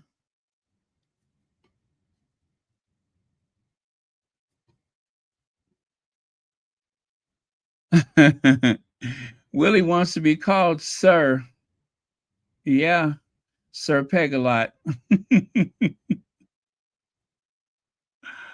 Oh man.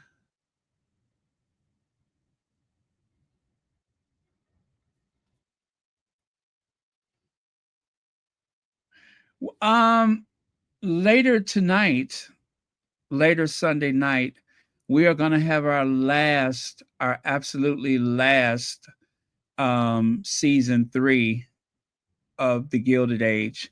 And that episode is going to be 1 hour and 10 minutes long. Oh my God, I hate that it is coming to an end. I have enjoyed Gilded Age so much this season. I kind of want to go back and watch the whole thing again, but um, then we have to say farewell until next time. But the important thing is that they got the green light for another season, so we can look forward to that. And cheers to Julian Fellows. He has done it again. If you guys love Julian Fellows' work, if you love Downton Abbey, if you love Gilded Age, do go and watch the movie Gosford's Park. That is where it all started. Gosford's Park was written by Julian Fellows, and it was so good that they told him we really need to do a series, and so that's how Downton Abbey was born. So again, if you have not seen Gosford Park, it is just one movie. It is not a mini series, but it was excellent.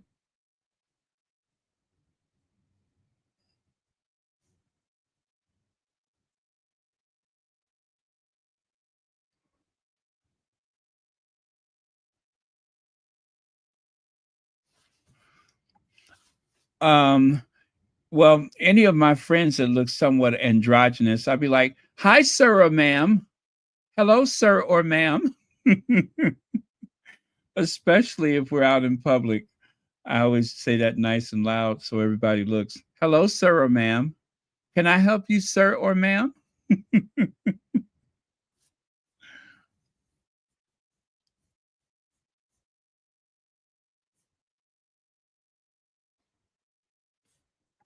Let's see. Top chat this morning. Very funny and informative. I am always listening. Keep up the good work. Thank you, Ella Parker. Thank you very much. Well, that's what I love is to make things fun and yet informative.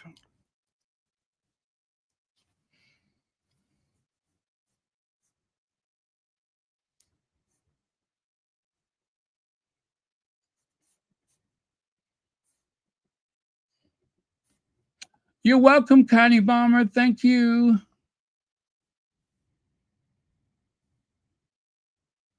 Connie Bomber, I keep thinking about the official flower for Switzerland. I think that is so cool. It was just like I was trying to figure out how to make your birthday card as personal as possible. And you already knew exactly what the flower was. And you said you had some on your car. So that is really cool.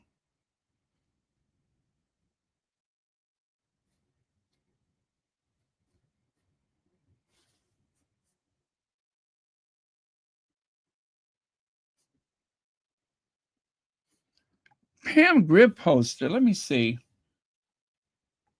Pam Grier poster. Oh, okay. Yeah, she did have, well, she had the posters for the movies, of course. And this one with the red top where she has it tied at the bottom, I think I remember that one the most. Wow, Pam Grier has quite a shape. She was the first woman superhero, not just first black woman superhero, but she was the first woman superhero. Before her, there were no other like women superheroes.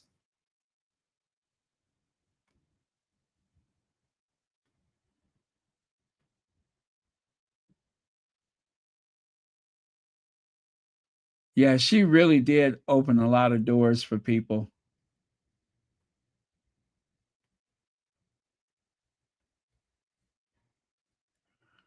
And if I'm correct, I think she didn't even want to be an actress.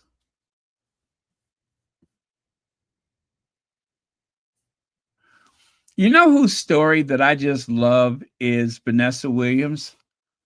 Um, because Vanessa Williams wasn't even interested in being Miss America. Vanessa Williams was like, "Oh, I can get some tuition. I can pay my tuition. Okay." So she ran for Miss Syracuse and won. She ran for Miss New York and won. She ran for Miss America and won. One, two, three. Do you know how many people have spent a lifetime preparing for those pageants? And Vanessa Williams just pretty much walked right through it.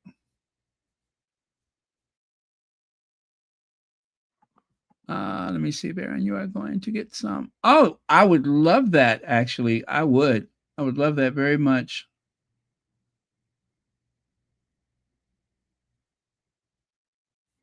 Thank you, Cookies and Cream. Please continue to pray for the Sussexes, each other, and the world. Pray for all those who are sick, bereaved, or just in need of prayer.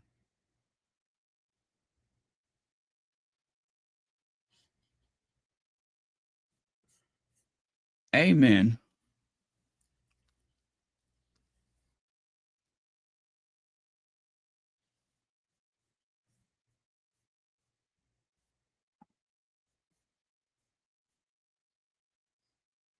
And then, of course, when Vanessa Williams made those two albums, and she was not even thinking about doing a tour. And they're just like, "You got to do a tour. You got to do a tour." She's like, "A tour?" They said, "Yeah, you got um, what was it, two, three, four hit songs?" They said, "Yeah, you got to go on tour." And she's like, "Oh, okay." In spite of the way they tried to destroy Vanessa Williams, God really blessed her because everything just kind of happened for her after that. If she hadn't gone through that, imagine where she would have been if she hadn't gone through all those things. So it all worked out in the end, and she got an apology.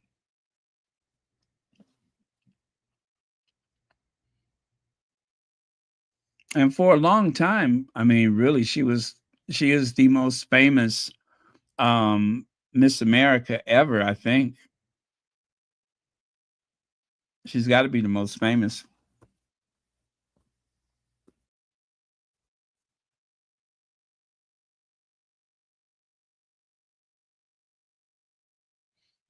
Yeah, legs, exactly.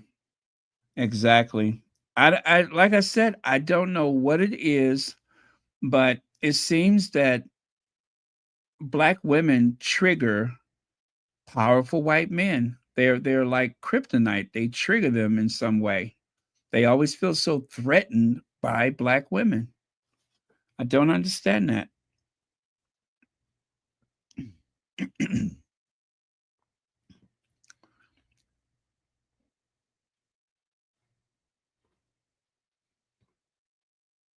uh, you're welcome, Sussex Team Warrior.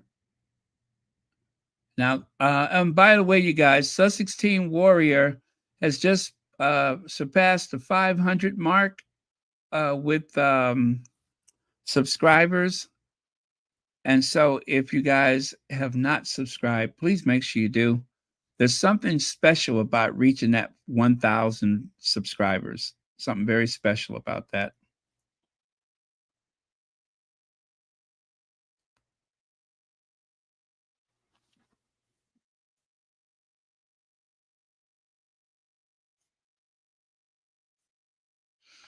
I still remember the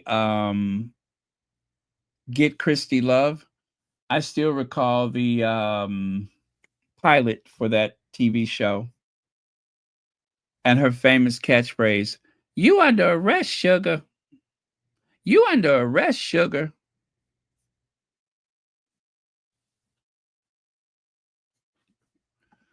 Get Christy Love.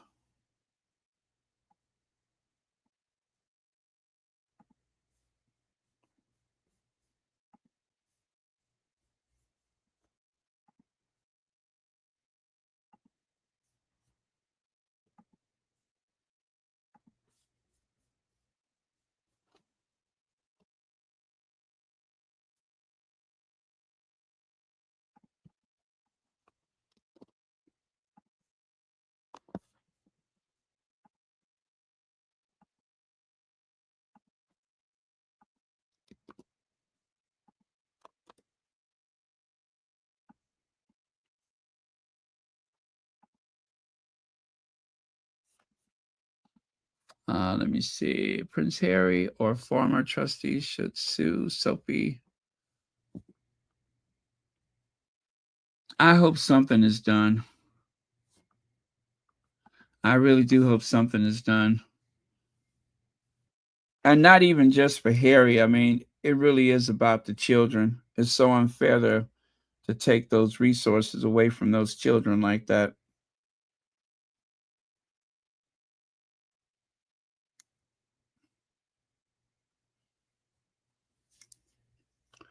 When I think about the way Sophie was pushing and conniving and scheming to get access to Harry, when I think about that, it just makes my skin crawl. It really does, because the idea that somebody so dangerous was so close to him.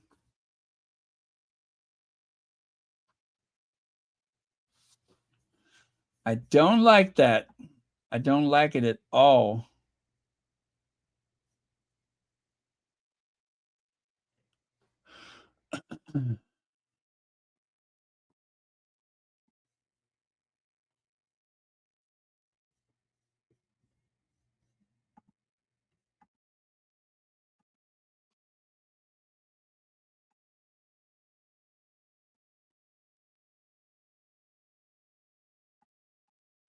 Some days it does seem like Harry cannot catch a break.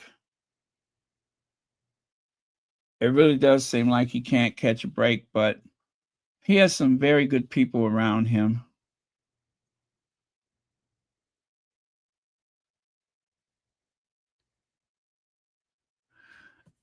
Yeah, I saw that. I saw that. You know, it's kind of weird what happened to what was her name? Was it Denise Graves or something like that? Whatever her name is. She just kind of dropped out of showbiz. She was on top of the world, and she did everything. I think she was a singer and all that, and then for whatever reason she just disappeared.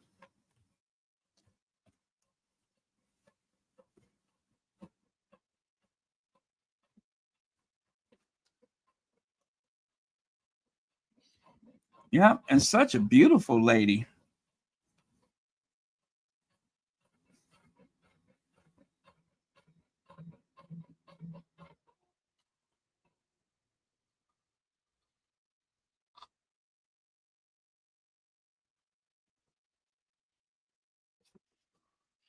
What's that? There's no statement seen from former Sentebale former trustees in the British tabloids. You can't see the statement in British press. Oh, okay. Teresa, is it Teresa Graves? Tirsa or Teresa?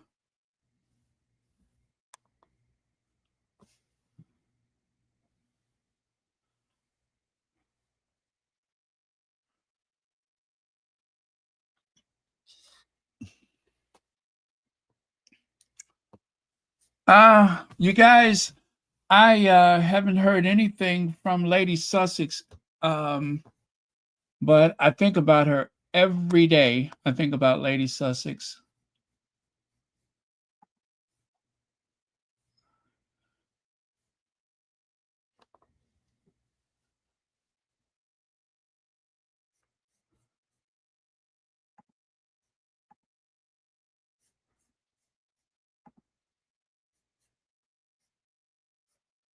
I really liked Princess Grace too. I thought she was amazing.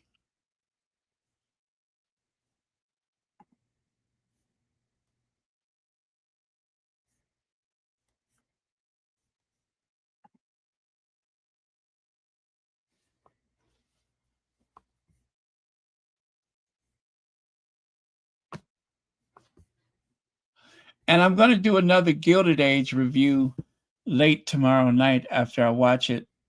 Or later tonight, I'm going to do another review. Only 1,000 people watched the last one, but doesn't matter. I'm going to do it anyway.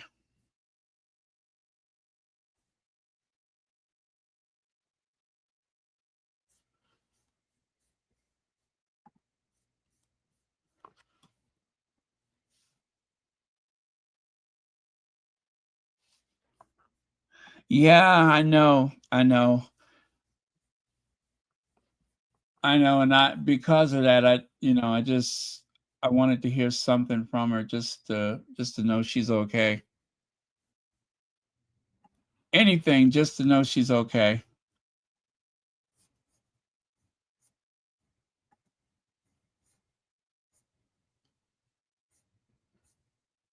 And of course, that she knows her Sussex Squad family is with her.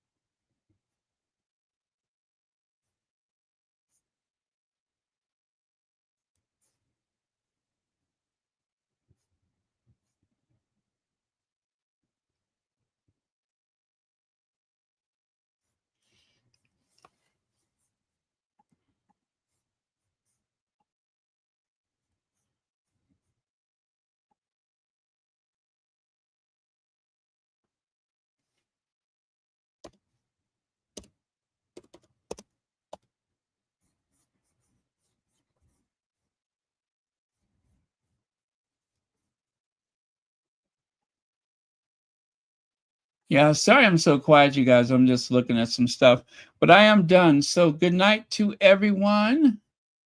I am done. Say good night. Say good night, Gracie.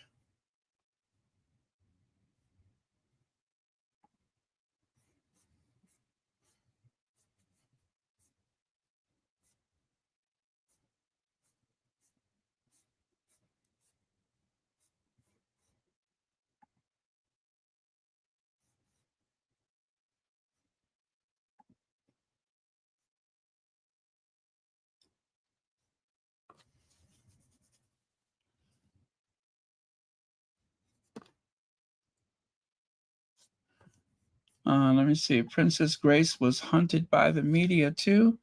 You cannot be a beautiful young woman in this society. Yeah, it's like they feel like they need to punish. If it's a beautiful woman, they feel like they need to degrade and punish her. And what's his name? Alfred Hitchcock. That's what he did to Tippi Hedren. Tippi Hedren was not accepting his advances, and he decided he would destroy her career.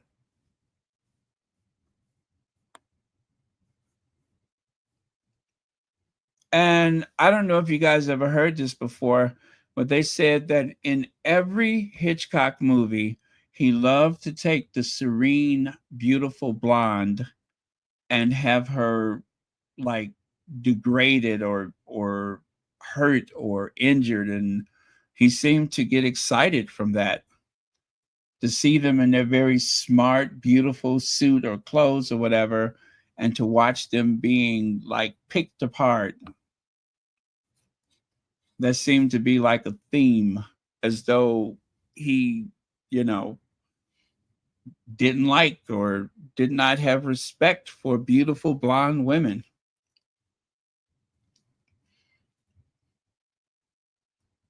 I remember I saw that a long time ago, and the way they described it is the serene blonde, someone who was the like very embodiment of grace and elegance, smartly dressed, very poised, soft spoken, yet an air of authority. And what happens? He sent a bunch of birds to attack her.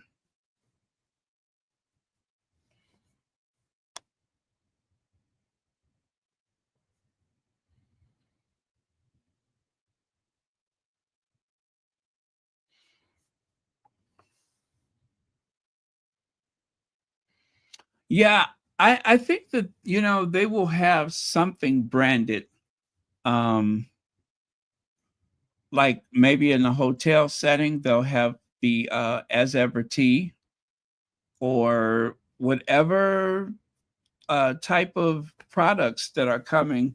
If it's something that can be used in hospitality, I think that that's how they're going to brand it.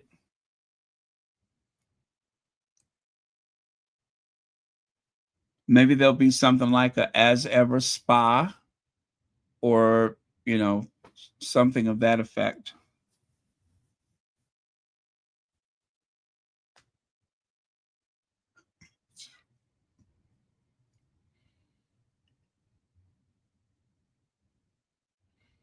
But yeah, I don't doubt that something like that is coming.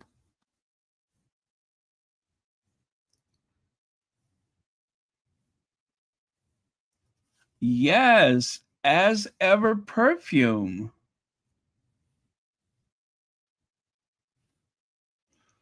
Yeah, well, if she comes out with a perfume, I'm going to buy it.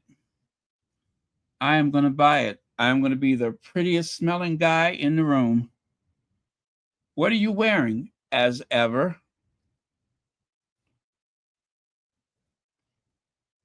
Yeah, a perfume called As Ever, and then one for men called Harry. I wonder if there is any kind of scent that's called Harry. Harry by As Ever.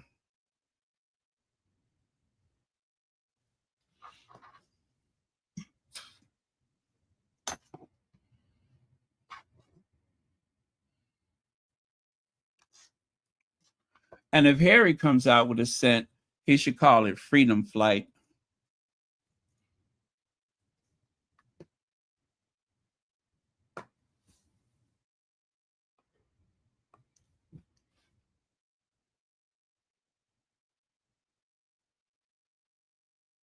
Okay, love you guys. Let me fix the what do you call that? The outro. Yesterday I kind of goofed up. I meant to do something else for the outgoing video, but I'm going to remedy that right now. And I'm going to make it Ginger Avenger. Okay. That's what I thought I was doing yesterday. It was Ginger Avenger.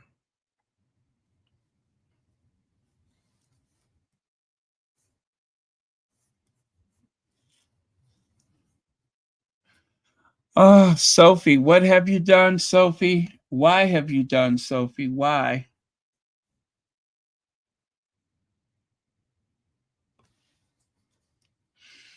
Right? Freedom Flight by Prince Harry.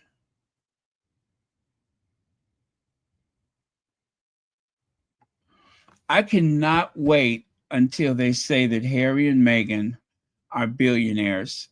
I cannot wait for that. I'm going to celebrate that day. When they say that Harry and Meghan are billionaires, I am going to celebrate.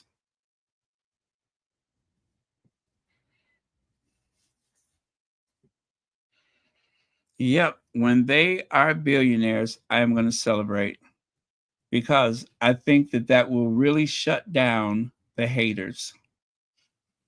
They're not going to go away, but it will definitely shut them down. And they are going to look so stupid.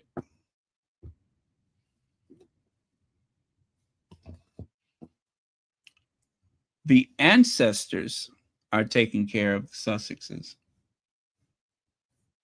Okay, cheers, everyone.